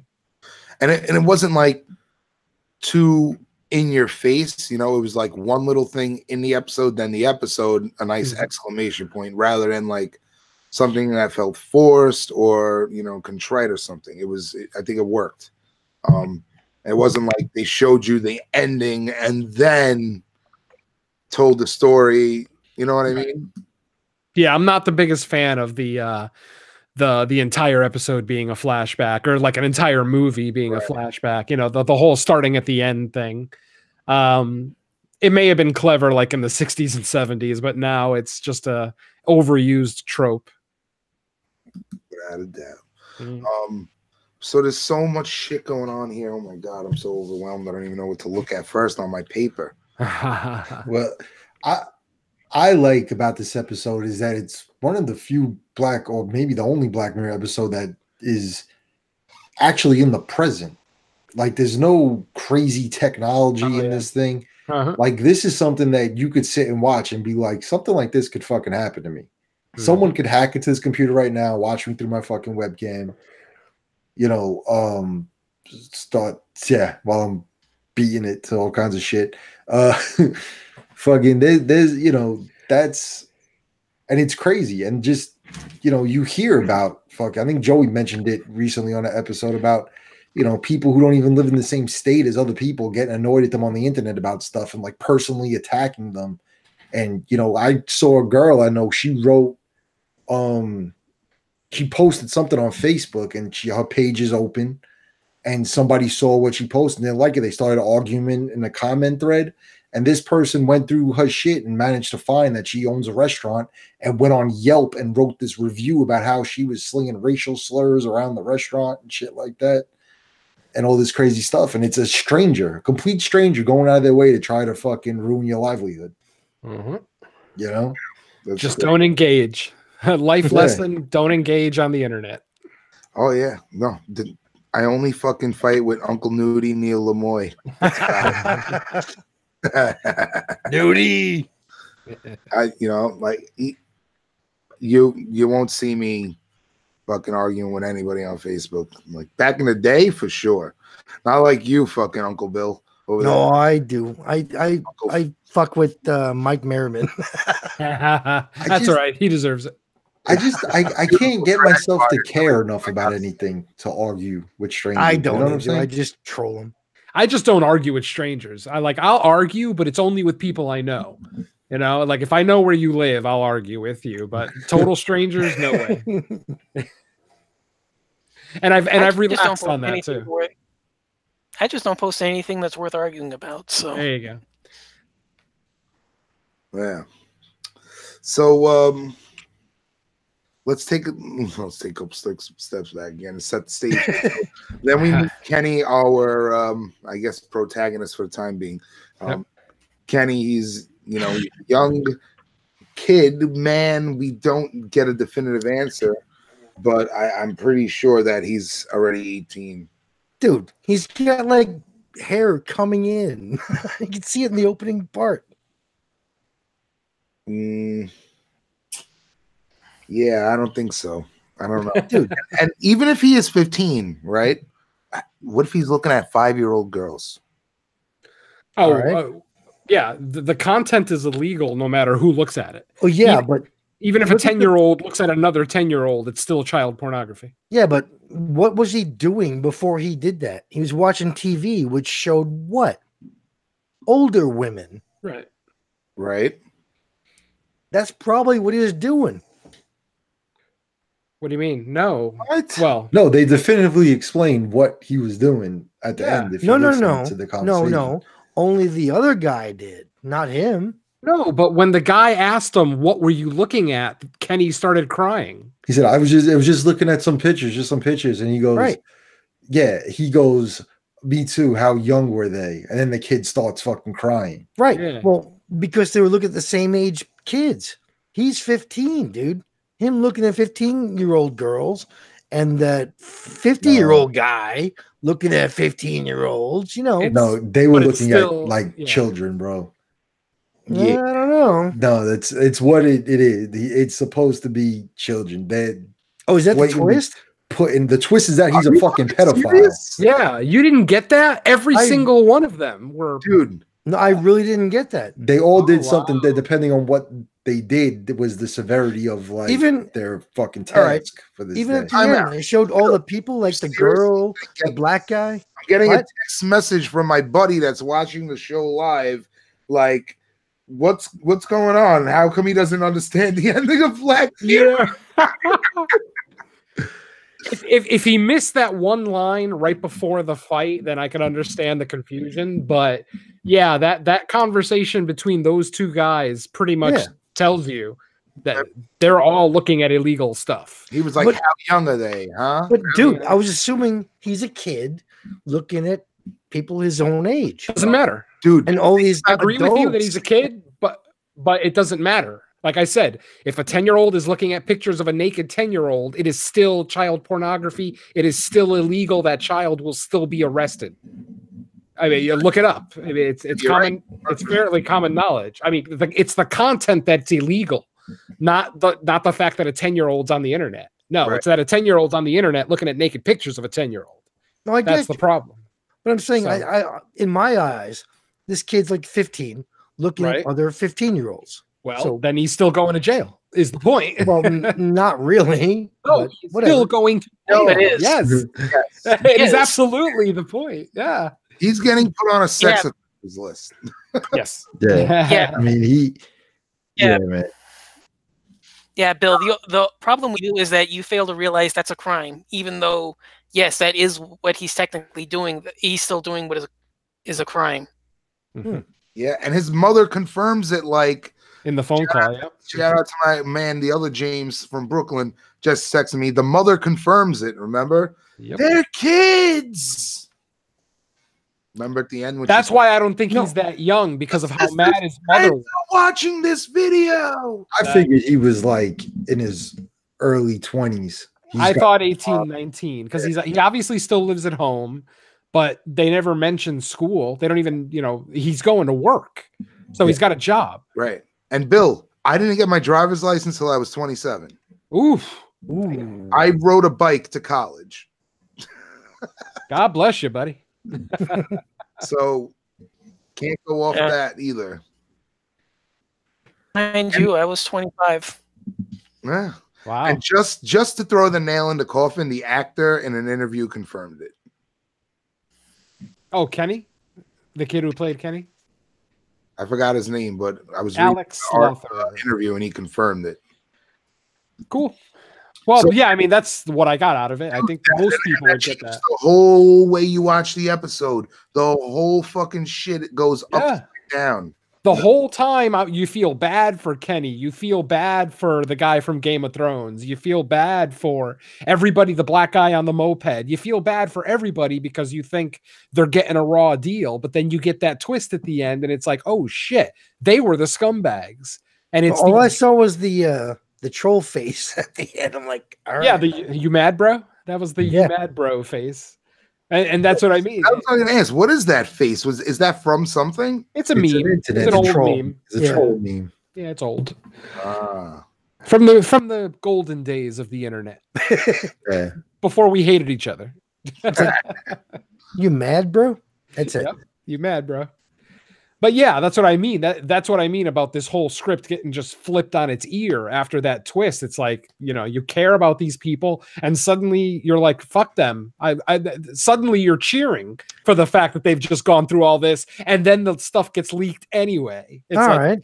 Yes. Well, it's the closest thing to a feel good ending I think we've gotten out of Black Mirror. Well, thank you guys. I really had no idea what the twist was. What? Like I said, if you didn't catch that one line, you might have missed it. Yeah, if you miss when he, I just looked at some pictures and then the dude that he fights is like, oh yeah, me too. How young were they? Mm-hmm. And then the kid breaks down and then, this is my second, third time watching this. Maybe I think I watched it my first time around, then again, my wife, and then for this, earlier at the restaurant, that scene when he fucking kneels down and is like talking to the little girl, like you see that fucking scene in a whole different light once you find out what the fucking twist is. Oh, I didn't even think of that. Wow. The table and straight runs to another table to get the toy to give to her. Wow. And then he gets down on her level and he's looking in her eye and it's like, oh, he's just being nice to a little girl. And then fucking once you find the twist out, it's like, you sick piece of shit. Yeah. Yep. See, I didn't even get that. And then there's another scene right after that when he goes to work the next day. He's cleaning the table and there's the kids menu and he touches the crayons and there's a house drawn on it. And just the way he touches it, it's like, whoa. How do you take an image and have it look two totally different ways is an amazing thing. Yeah, exactly. So he's like an older kid jerking off to 5-year-olds. All right. Something like that, yeah. I never got that. I'm glad you guys are here. Wow, I'm blown away right now. At first, I thought he was just Bill was just fucking trolling us over there. No, man, I really had no idea. I thought it was like him jerking off to someone his age, like 15. So, all right, cool. Mm-hmm. Holy in that case, my what do you call it? My rating on this is going to change. Yeah. And okay, so something that when I was writing notes and thinking about it afterwards is the name of the. So at first I'm like, how the fuck did he get this virus? And I automatically assumed that it was the sister who was looking for movies on those free streaming websites. She says, but then he downloads a program called Shrive, the free malware, and I'm like, what the fuck does this word Shrive? Yeah, I thought that's what put it on there, by the way. It definitely is, because this is the definition of Shrive, and this is of a priest. Here, the confession of, assign penance to, and absolve someone. Yeah, perfect. Another definition: present oneself to a priest for confession, penance, and absolution. Look at that. Right? Oh.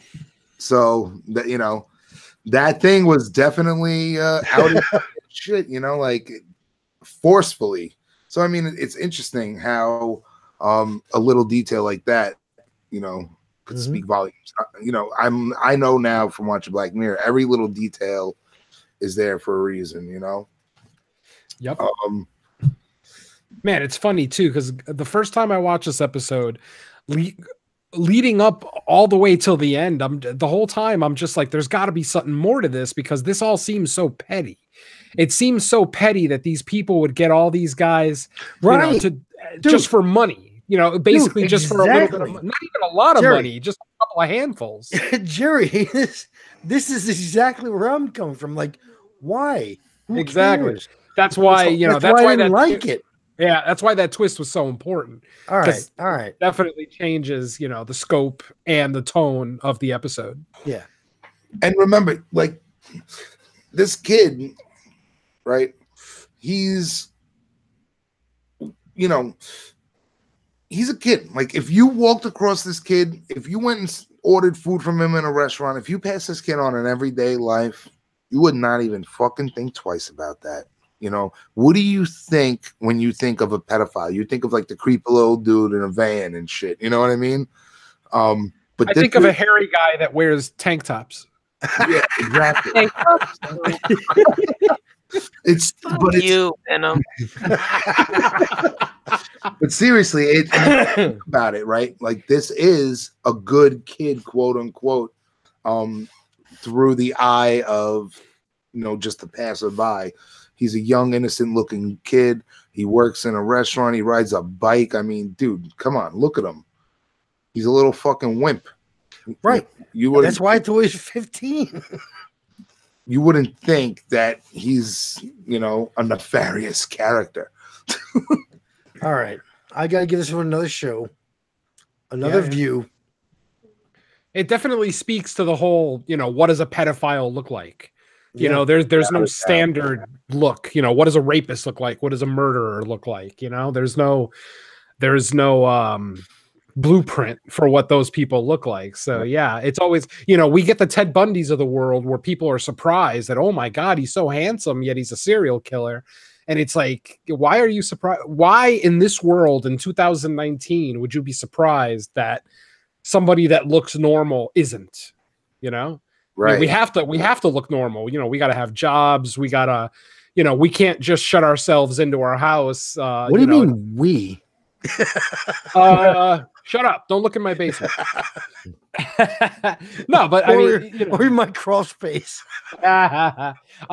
Dexter is a perfect example. I mean, if anybody who watched Dexter, he always struggled with his outward image because he knew he wasn't a normal human. He didn't experience highs and lows the way normal people did. So he had to fake it. And that's kind of what, is going on with this kid. This kid is obviously a serial pedophile. Well, looking at pictures anyway, it's not like he's actually assaulted any children, but still, right. We don't know. Right, we don't know. But at the same time, it's like, what are they supposed to look like? So it's just another example of reality, which I always appreciate that stuff because it's always good to remind people that pedophiles don't look a certain way, rapists don't look a certain way. Be on your toes. Right. So I mean, if you take that, right, like there's a whole movement now of trying to make like not make it legal, but make it known that it is like a natural, normalize, quote unquote, natural thing. Normalize adult right. to be attracted to a child. Yeah, just like NAMBLA.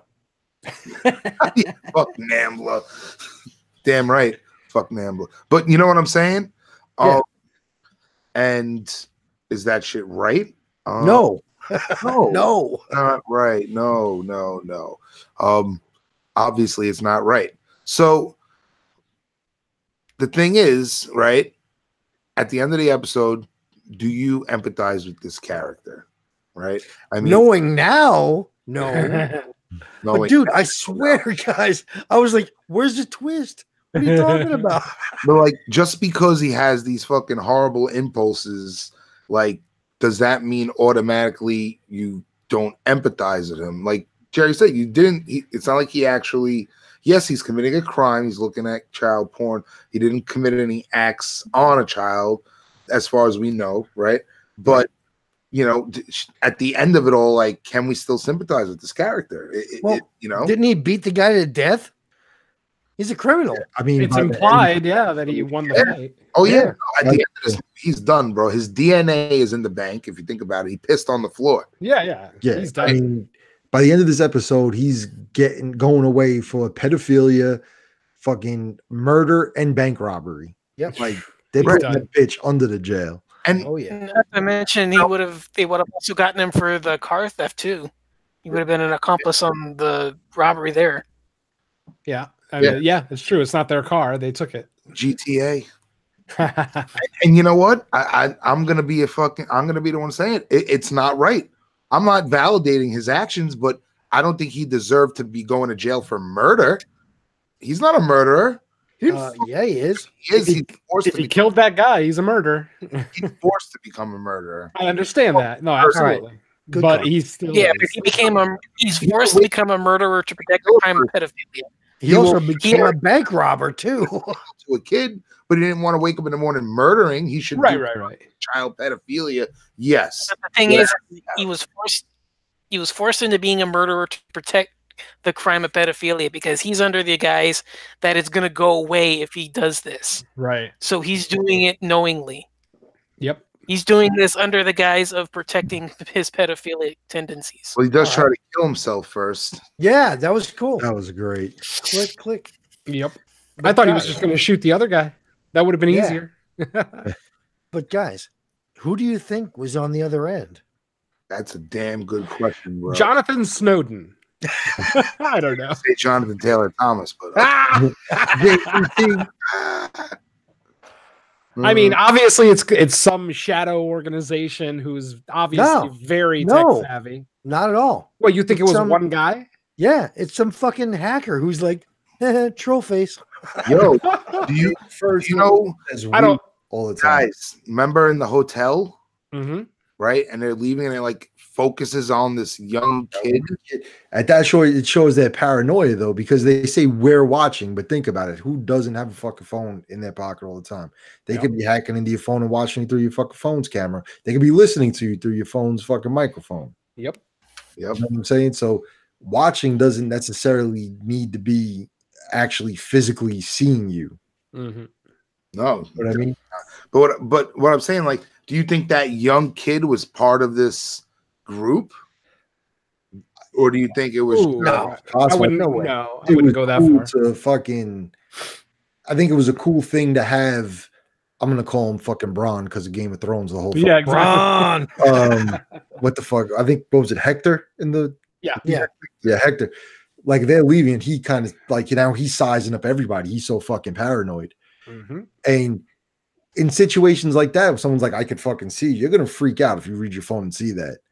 I know, but the kid is grilling them. You know what I mean? It's not like he's just not paying attention to them. He's looking back at them.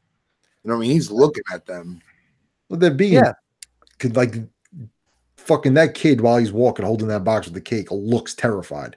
From when he gets that fucking email, like that whole fucking scene of him freaking out in his room, I loved everything from his acting to the fucking camera work and that shit was amazing to me. He's panicking and the fucking he sits on the bed and the camera starts zooming in on him, and it's just like he's fucking trapped in this little box getting stared at. It was fucking awesome. Okay, so that's where the big difference is. Where I'm like, fucking go ahead, show the world. I don't care. Make my dick look big. Go for it. This kid's got something to hide. Yeah.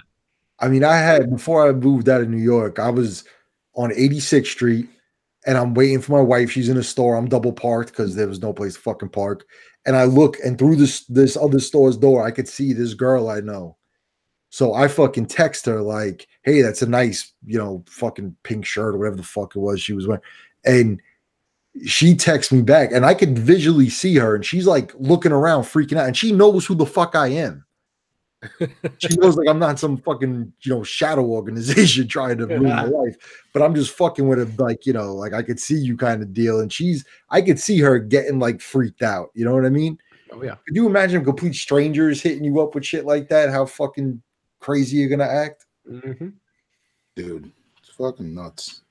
You be fucking going crazy. Again, let me rephrase this. This kid in this show had something to hide. Yes. If it were me, I'd be like, do it up, go for it. Right. So, 'cause- You know, would have most ended people right don't there. Want everybody in their family to know they're pedophiles. That's the thing. I'm not a pedophile. Well, yeah, Well, that's the what I was going to difference say. is- More than likely, Bill wouldn't be looking at that. Right. You know, he'd be looking at of age Asian women or whatever his taste is. Two Asian women, but yeah. All right, there you go. So the point is that yeah, same with me. like I said, when I relayed that story about getting that email, that threatening email, I laughed it off because it's like, whatever, I'm already married. Right. You So you know, see, who cares? Jerry, I'm with you now. It's like the whole point. I'm like, I would have laughed it off to begin with. Yep. Why is this kid so fucking intent? Yeah. Now I get it, guys. Yeah. Thank you. Yeah. So yeah, you opened my eyes. Oh, dude. I mean, it's freaking nuts, man. Now we gotta see it again. Yeah. And that's the thing, you know, watching it the second time, you don't think about this the first time because you don't know what's going on. But it's like, you know, as you're watching it, can you feel sympathy for this kid? And Well, I watching, did it, but at first I was like, "What the fuck do you care, man? no, I Let him ultimately- fucking do it." I did too, of course. Ultimately, I still felt bad for the kid because, yes, he looked at inappropriate content, but everything that he was going through was way more than he deserved. He Right, didn't, right. You know? He wasn't like committing a crime. Right. Looking The only at thing something. The only thing I could figure is maybe that shadow organization was concerned that he would act on those feelings one day. You know, because who knows? I mean, somebody who looks at child pornography regularly, what are the odds that they're Right. eventually going to try something on Well, a they kid? probably will. it's- Yeah. Yeah, it's I probably, you know, the better than not is the point. The So problem is that child pornography has to be made in order for them to look at it. exactly, they Oh, should you have know what gone I'm saying? after the content creators more than the people Yeah. looking at it. So yeah, I mean, I totally agree. But as with that long as point. there's an audience for it, oh, it's always you going know to be what I'm there. saying. So Yep. like, Absolutely. I honestly, once I found out what it was, that was it. I was done with that little shit. But it fucking was tearing me apart because I just spent the entire episode feeling bad for this fucking Yeah, kid, that's you know? what I'm talking about with this episode and how it just drastically changes the way you feel about everybody from one sentence being spoken in the movie, you know, and that's powerful to me. Like I can't think of a Black Mirror episode where my jaw dropped and I suddenly hated everybody in it. You know, that hasn't happened to me. So I'm not going to say this is my absolute favorite episode, but this is probably like top 3 for me easily. Wow. I love so this that one. means that girl, what do you call it? She was a senator or something? Her too? Oh, the scene. No, she She probably did something else. if you look at the end when they're showing all the different people throughout the Yeah. episode, they show her computer screen and it says CEO of whatever. Right. I'll tell you Racist. exactly, In CEO racist. I wrote it down. CEO and racist email scandal. Right. I saw that. Jokes and shocking emails. Her name's Georgina Tarrington, CEO of Wayham Hotel Chain, which Damn. at. Oh, and that was what I want to ask you, J-Mac. It Yeah. says in other headlines, it says PM Cullen to divorce. That's Prime That's Minister. the right? pig fucker. Yeah, that's the Yeah. pig fucker. Victoria Skeeding. Underneath it, yeah, that's the fucking from from White Bear. It's the courtroom drawing from White Bear. That's Oh, yeah, Victoria yeah. from White Bear. That's right. And we haven't done it, but on his laptop, he has a Waldo sticker from the Waldo moment, whatever the fuck that episode is. You seen that one, Jerry? Yeah, With the oh, yeah. fucking like the cartoon character starts Yep. running for president, basically. Wow. And there's another episode. The restaurant that kid works in is named in another episode later on that we haven't done. Really? Yeah. Yeah. All right. Let's get there, guys. Dude. Oh, I want to make one thing noticed. The guy he meets, was it Hector? Yes. Yeah. You know, that guy's in Game of Thrones, right? Of As course. Bronn. Mhm. He's also one of a duo of a boy band from the 90s. Wow, really? Yeah. He's a singer. Yeah. That I did not know. Yep. On the roof. I knew that he was in a boy band. Like I never heard any of the music or anything. Oh, yeah. Looking it up, but I knew he was in a boy band in the 90s. Yep. Also, Jerome he dated Flynn. Lena Headley in whatever the fuck her name is, Xerxes, Yeah. in real life, and they hate each other. Like they can't be near each other on set. Yeah, they can't do scenes together anymore. It's in her contract. Yeah. Really? Yeah, they can't be in a scene together. Why? Because they Big used to date and they broke bad up. breakup, badly. I guess. Yeah. Wow. It was, I it didn't was know actually that. on set. They broke up on set while they were filming. They got into a big argument. Holy And, shit. I didn't know that. Yeah, and when she re-signed after season 3 or 4, I believe, she had that put in the contract. Her and Braun are not to be on screen together. Wow. Yeah, the closest yeah. the closest that they ever were together was the scene where Jon Snow and Khaleesi bring that walker to Cersei to show her. Oh, right. To Yeah. show her Braun walker, right. is there, but he's way in the background. Like they don't exchange any word. You know, they don't even look at each Man. other. But yeah, that's actually in her contract. Did not know that. But I do know the duo, the boy band he was in was called Robson and Jerome from the 90s. Jerome, what's his real name? Do we know? Jerome Flynn. Oh, okay. He's Jerome. I hope so. Yeah. He's But yeah. awesome. Robson and Jerome. But even like, you know, he says in the fucking, was it Joey or you, Bill, that sent me the screenshot today or posted that? in the thing about them in the car when he's talking about, you know, Bertie Magoo. yeah, Skirty Oh, McCoot. that was Joey. I wanted to laugh at that, but I'm like, I don't really get it.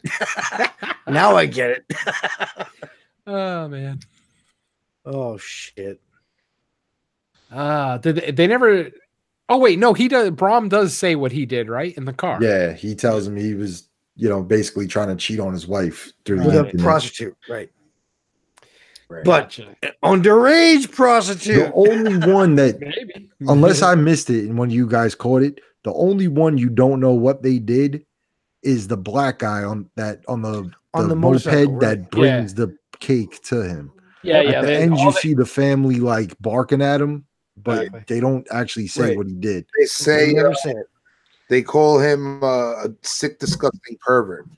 So I think the fact that he's not in like the battle royale to the death means he's not a pedo, but maybe like I doing don't know, man. weird shit.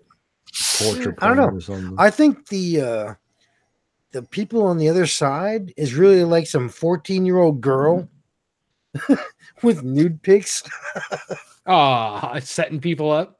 or a girl who looks 14 Oh, Gage. setting people up. Yeah. It's pretty crazy this episode. I'm just, Who knows? yeah. I mean, you know, because it basically it makes you question your own morals. You know, like No, it didn't for me until now. you know, like how can you feel sorry for this piece of shit? You know. Yeah. But like again, you know, if that's what if that was the crime that he chose himself without being, you know, coerced into having to commit other crimes, he should have done the time for that crime, not been put through this absolutely fucking batshit crazy obstacle course. Dude, Mhm. that's why I was like, why the fuck would you rob a bank and kill someone over pictures of yourself jerking off? Come on. Mhm. And that's the point where I started thinking about That's why I hated the show. I definitely started to question their motivation at that point. Like I said, that's where I started to realize that this seems really petty to just be doing this for money. You know, Right. it didn't seem right. Right. But I still tried to keep an open mind and not, you know, dismiss it right away just because I thought it felt petty, because it is Black Mirror and I knew something was going to happen at the Right. end to kind Well, I of was bring waiting the for whole it. thing Exactly. around. Yeah, But Jerry, I'm like waiting to like rip that fucking ring out of your eyebrow right now. I'm joking.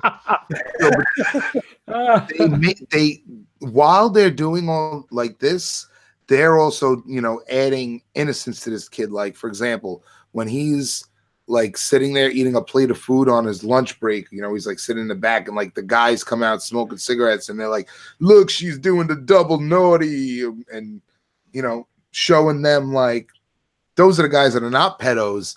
They look like fucking chauvinist jerk offs, you know what I mean? Like, Also, you know, they're Joey, really I think guys. those Joey. scenes of his innocence is supposed to add to the fact of why he would be willing to go that far just over a video of him coming out jerking off. You know, Right. Joey, Exactly. J-Mac, guys, Jerry. Oh God, too many J's. Don's here too. Don't forget. What about the girl who works with him? She's like, hey, you guys saw that, right? Yeah, absolutely. Like, But he wasn't interested. right. That kind of get that now. Exactly. She was What cute. did you guys the last question that I have, what did you guys think of the fact that the organization leaked their stuff anyway, even though they went and did everything? Yeah. Like that's what I mean. Did you find that just kind of funny? Like, fuck you, you deserve it, or did you find like some darkness to it? I'm like both. It's a complex mix of emotions. I mean, much like, you know, we talked about on the White Bear episode, you know, if you fucker didn't listen to that or see it, go whatever, listen to it. But anyway, much like in that one, it's the same kind of deal of like, are you just as fucked up as people who do fucked up shit if you take enjoyment in punishing them? Yep. Yes, Ooh. very much. That's one of the major questions here, you know, just especially, you know, coming off of White Bear. Yeah. And also just, I mean, in this fucking climate of today, like, did you guys see that Rotten Tomatoes is changing the way that movies that haven't come out yet could be rated? Because apparently, you know what I'm saying? Do you want to see it or giving not? their score or whatever, but apparently there was an actual, like they call it, like review bombing or something, where people purposely just giving bad reviews and shit. That somebody actually made some bot that was just giving out tons of negative reviews. J-Mac, no bullshit. That doesn't happen. Bullshit. The movie ain't out. You can't review it. They had a thing called, do you want to see this or not? And people were going, no. And they say, why? Would you like to comment? Because the girl, what's her name? Captain Marvel. Yeah. She's all like going on talking bad about white males. So they're all saying, no, we don't want to see it. So the movie got a bunch of people saying they don't want to see it. So Disney said, no, we got to change this. So they took it off. So now you can't do do you want to see it or not? So that's it. Well, you know, J-Mac, it goes back to this like idea. All right, like just imagine this kid, like take away the fact that he's looking at child porn. Is he a quote unquote good person? Like the rest, every other aspect of his life. He comes across that way, but then like if you fucking admit that, it's almost like implying that this is just some kind of fucking, I don't know, mental disorder that, you know what I mean? Like I can't.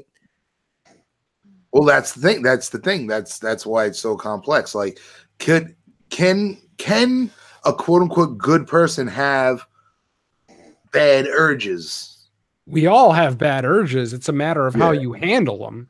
I mean, hey, I want to kill somebody at my job almost every day, but I don't do it. I can tell you that. Same here. Some of, I mean, you know, I love you, Jerry.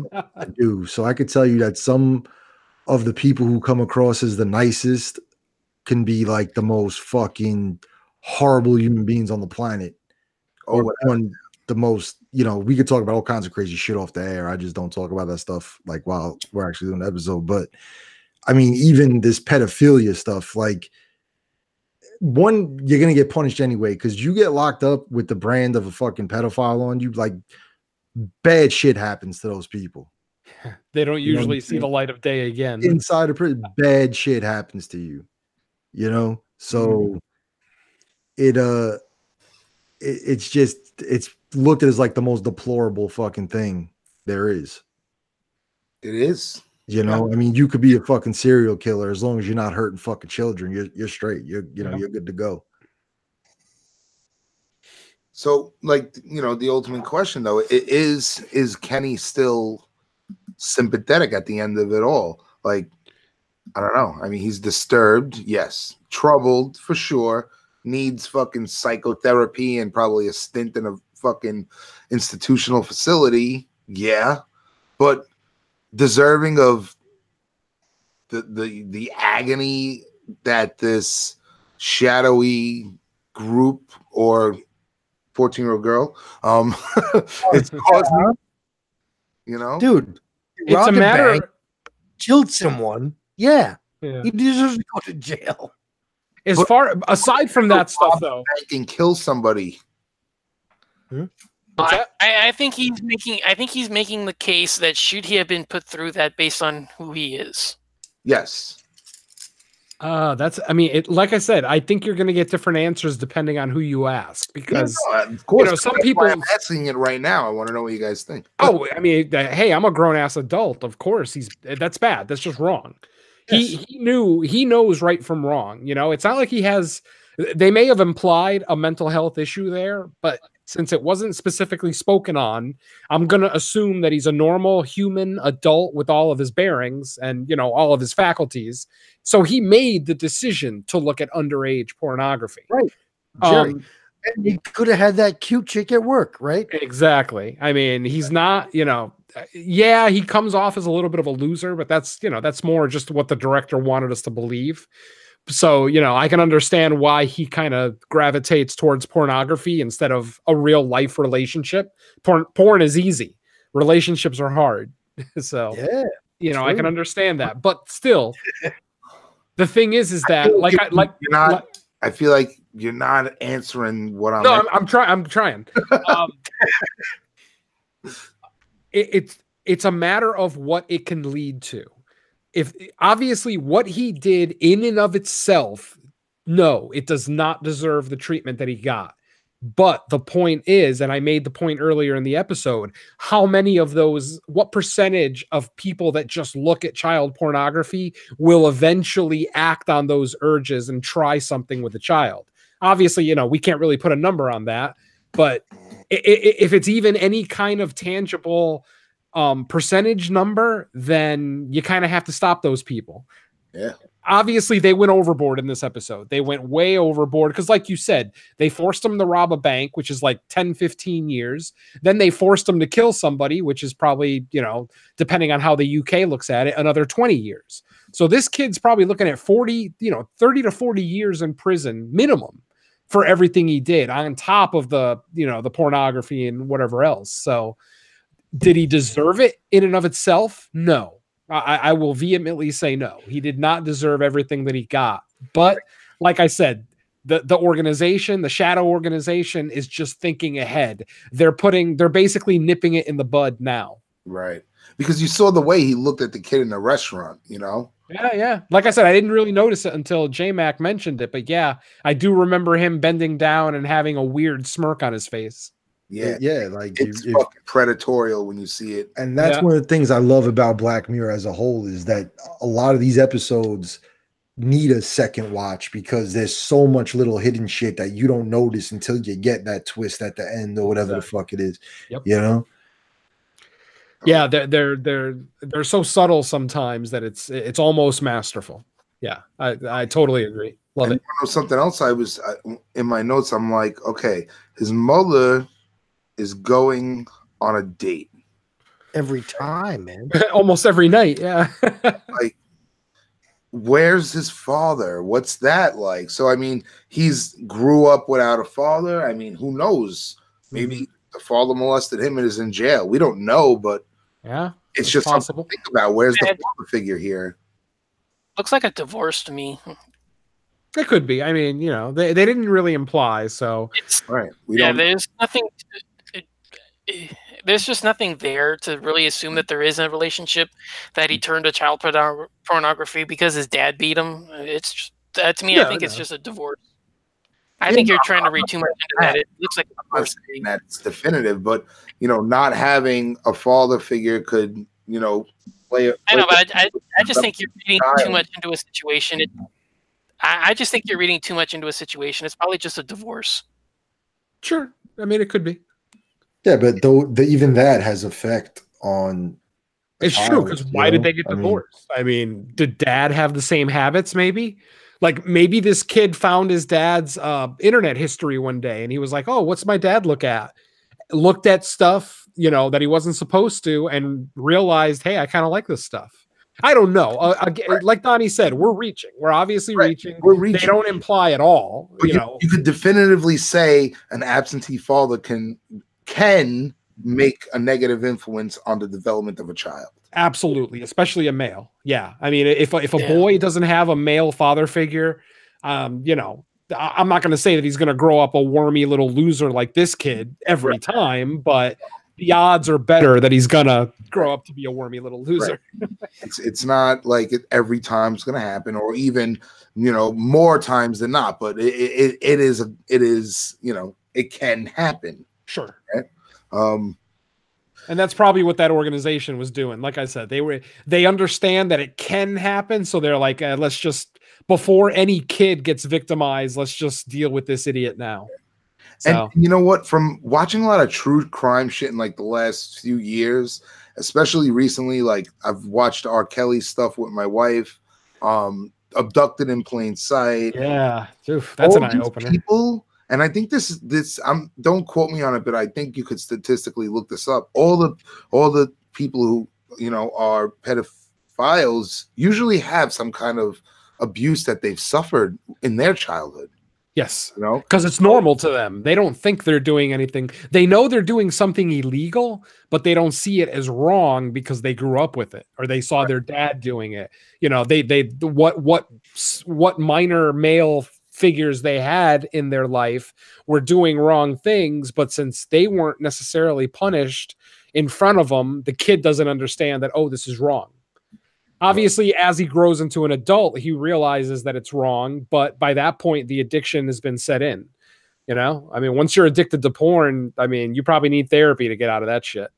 Yeah. Of course. Yeah. So, yeah. Definitely. It's like you with pot, Joey. Oh shit. Or me without sleeves. There you go. You know, Just other picture things before we sign out for the night, because it's getting late and we could probably keep talking about this crazy shit.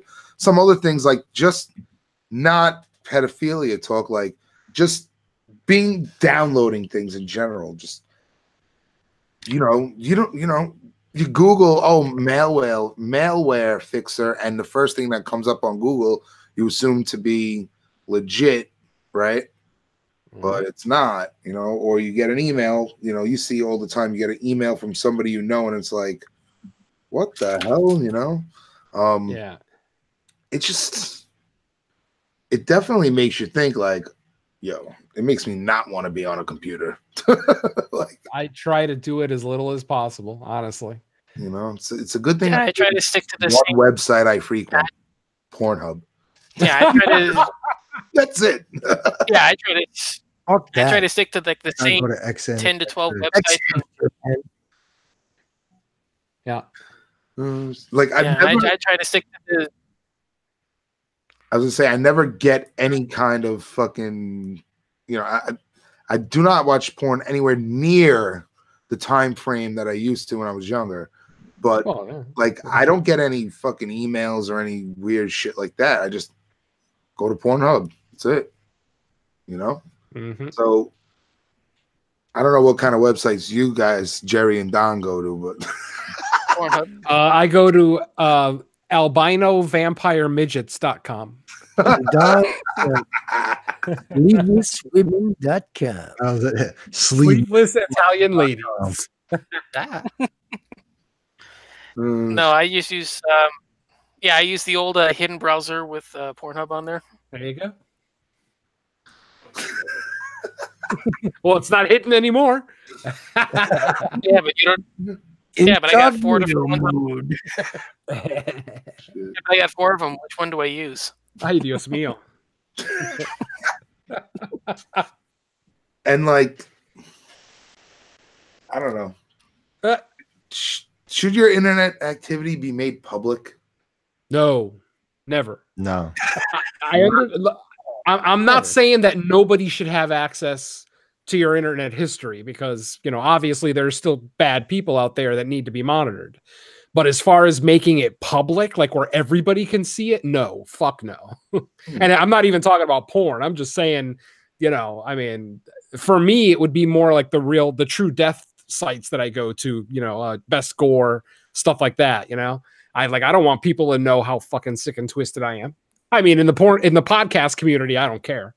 I'm just saying, like, the general public, like, I work at AT&T, you know, if somebody at AT&T, my boss, let's say, actually got my home internet history, you know, with all my Gore shit and everything else, yeah, I'd probably get fired pretty quickly.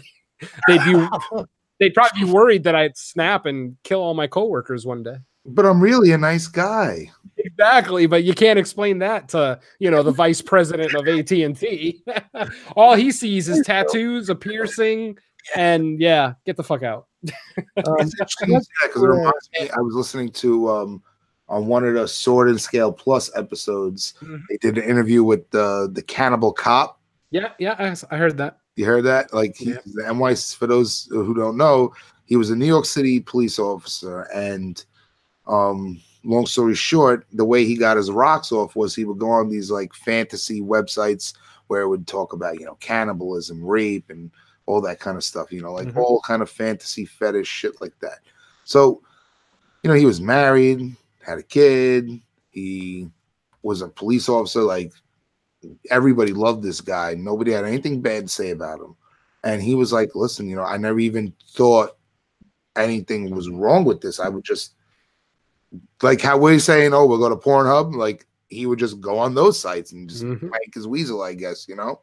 But ultimately, he gets fired. His wife leaves him. He hasn't seen his kid. Like, he didn't commit any crimes.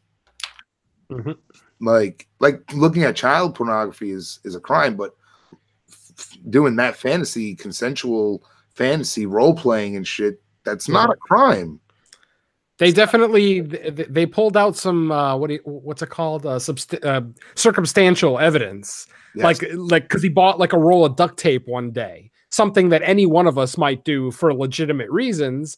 They tried to claim, oh no, he's planning a murder because he bought a roll of duct tape. It's like, really? So I mean, they definitely tried to get this poor guy convicted, the district attorney in New York, but yeah, he didn't. Did he get convicted? I forgot. He did actually. He did get convicted, and it got overturned. He spent a little bit of time, in behind bars. But I watched the movie, that HBO movie that they did about that. Tales of the Cannibal Cop, I think was the name of it or something. But yeah, that was kind of fucked up.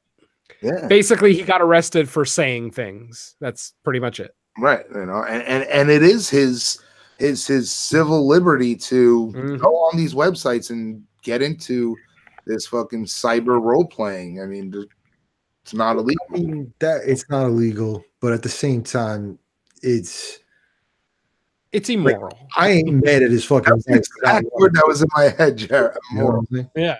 Like, you should not be looking at, you know, fucking, I guess, you know, I don't know. Should you be looking at fucking cannibalism and talking about this stuff with other people? I don't know. It's not. I don't really hang out with any people that would understand. Like, I would never talk about some of the websites I go to with like coworkers or anything. I mean, I don't even hang out with people who watch horror movies. So I go to the dreaminddemon.com. What? Dreaminddemon.com. I'm scared. Yeah. I love it. And I hate it. Every day I look on that site and I cry. You know, just because you're doing this, we think it's immoral because, you know, it's society just doesn't accept it. You know, not even that. I mean, we are kind of like outcasts in society, and we don't even, you know, we watch cannibal movies, but we're not going to go fucking whack off to it. I mean, I don't know. Yeah, okay, Bill. You guys, you know? Hey, don't judge me. Speak for yourself. I mean, you know, like I've heard Tony say, come on. Like, if you know, you might like these films and genre films, but you got to be careful who you suggest certain movies to. You know what I mean? Oh, for sure. You're not going to tell like the random person at your job, like, "Hey, man, you ever fucking watch a Serbian film?" Like, exactly. You know? They come back and look at you like you're a fucking animal. Oh, I jerk off to that movie. Well, that one's easier. Yeah. I can't make it 10 minutes through a Serbian film without pulling my dick out. Oh, there you go. No test. Yeah. Do the trick.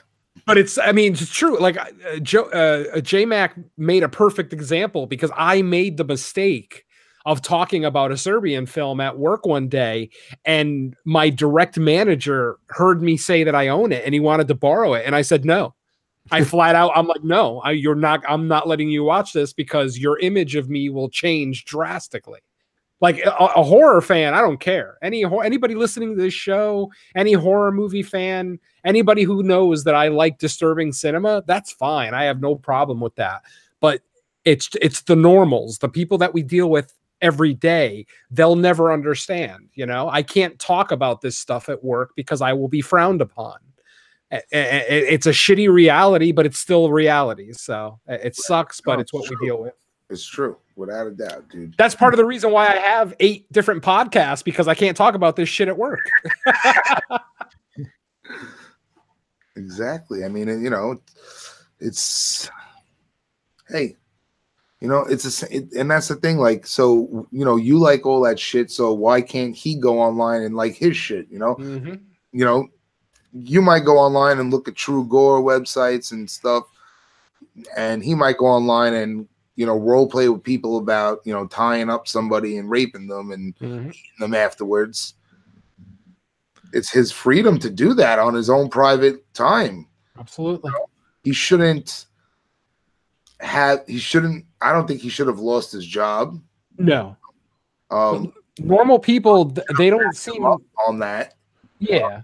The wife, that's a whole other thing. She could leave him. That's well, yeah. I mean, I guess. But like, the fact that now your whole life is fucked up and changed when your wife could have just left you, and that would have been that. You know what I mean? Mm-hmm.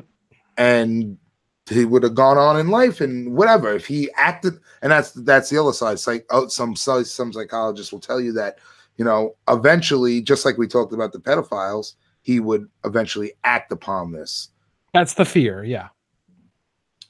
But you can't say he would because he did all those years and he didn't. So who knows what would have happened? I mean, hey, I could snap one day and just start taking out people at work. You never know. Yeah, I don't think I'm going to do that, but who knows? The brain is a crazy thing. Oh, somebody hits me in the head on the exact perfect spot, and suddenly I'm a psycho. So, it's a weird reality. How the hell did we get off on this tangent? That's the beauty of Black Mirror, bro. Yes, yeah. Very, very much. Thank God we didn't do the pig fucker episode.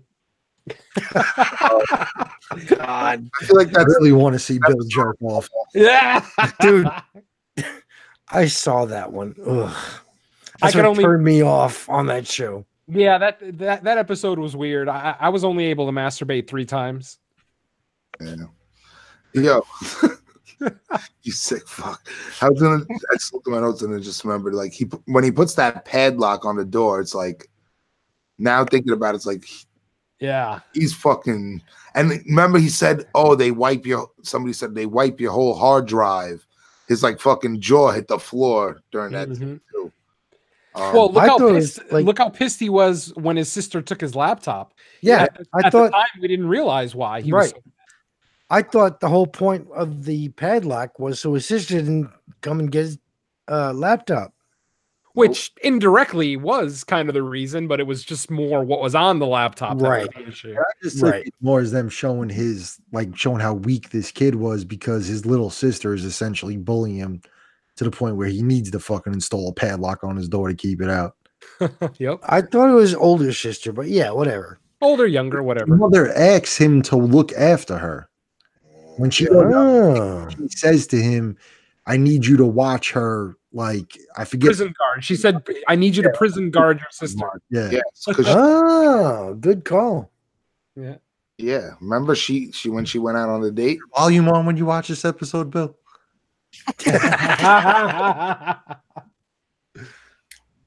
Did you only listen to the soundtrack and not the audio?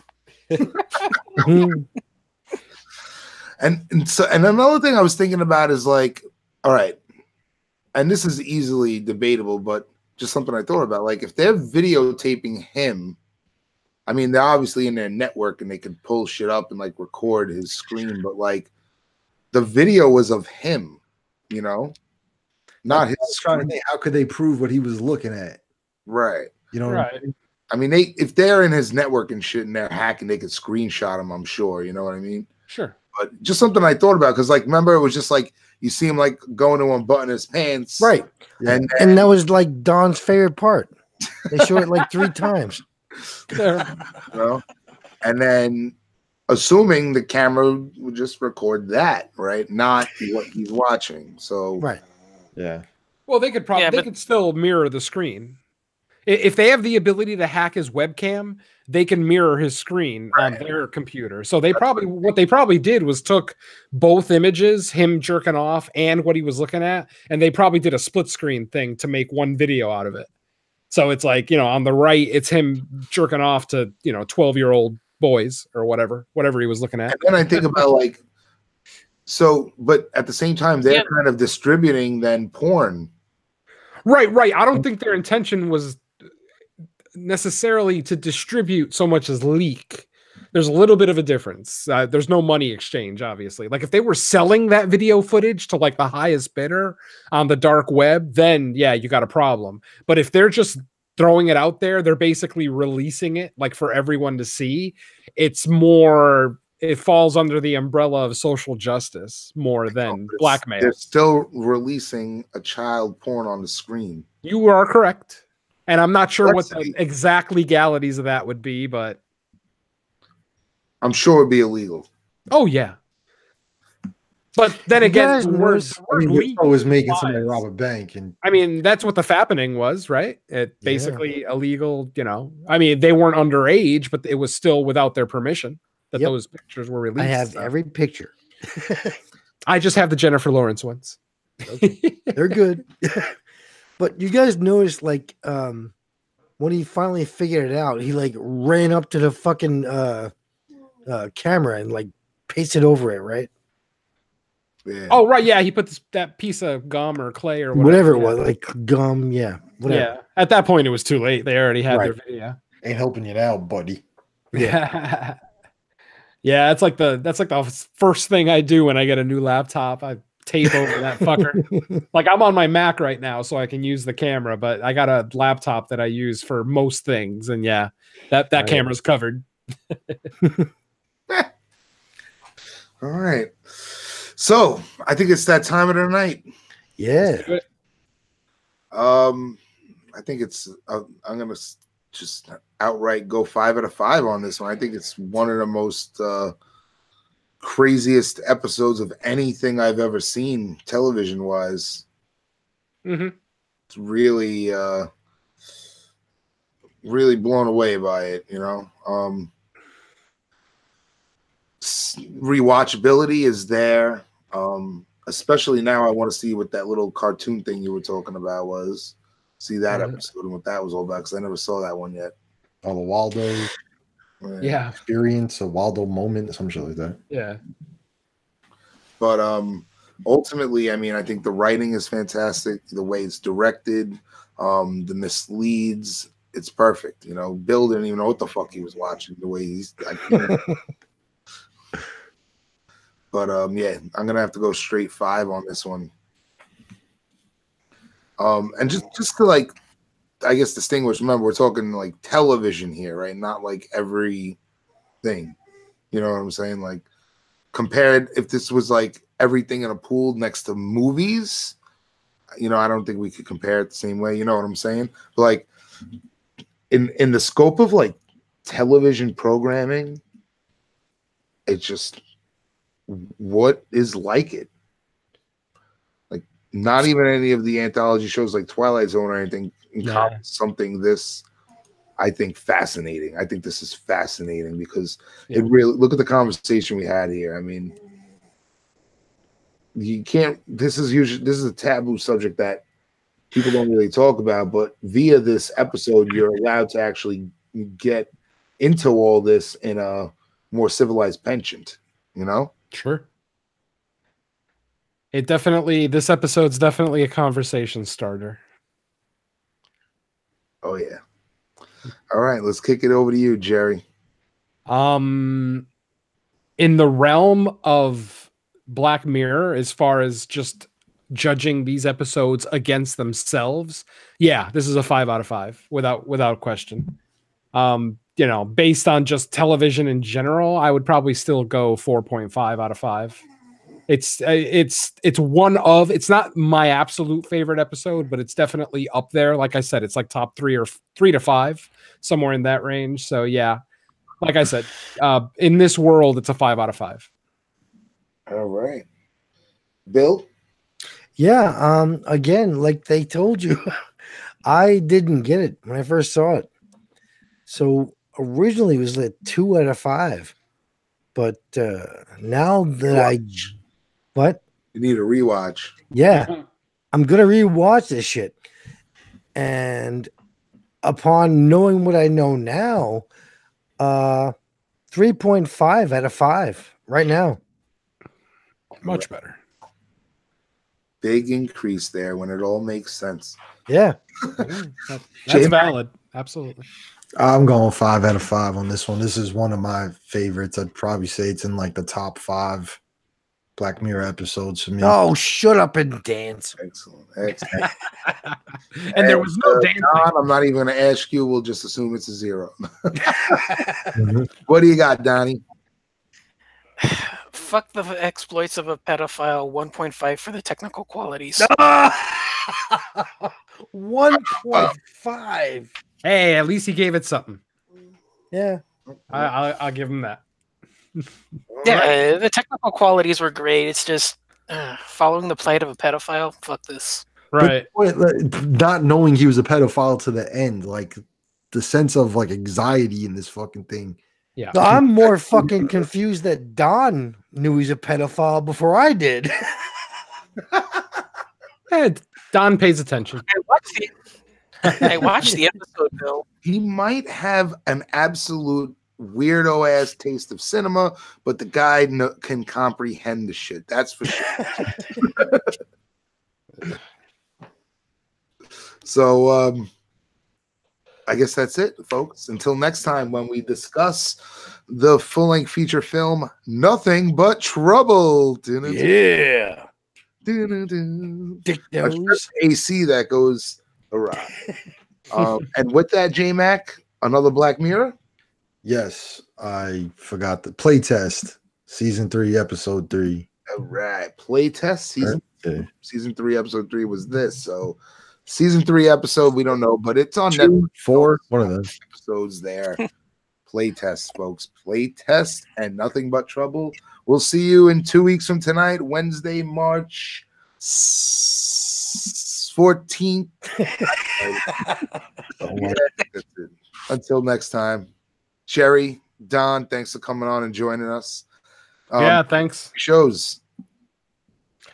Shows, quick. The Horror Cast, Rad Radio, the All 80s Podcast, No More Room in Hell. No More Room in Hell presents Fresh Cuts, Underwater Kaiju from Outer Space, Beneath the Zenith, and Theme Warriors. All right. And Don Rings from the Horror Mafia Podcast. I think Jerry did Don's. I'm not saying anything because I'm already out of there. Donnie. Don, thanks for taking a break from slinging dick up and down the West Coast. I think that was 2 weeks in a row. Jeez. No problem, man. All right, folks. Until next time on Slice and Dice Dreadcast.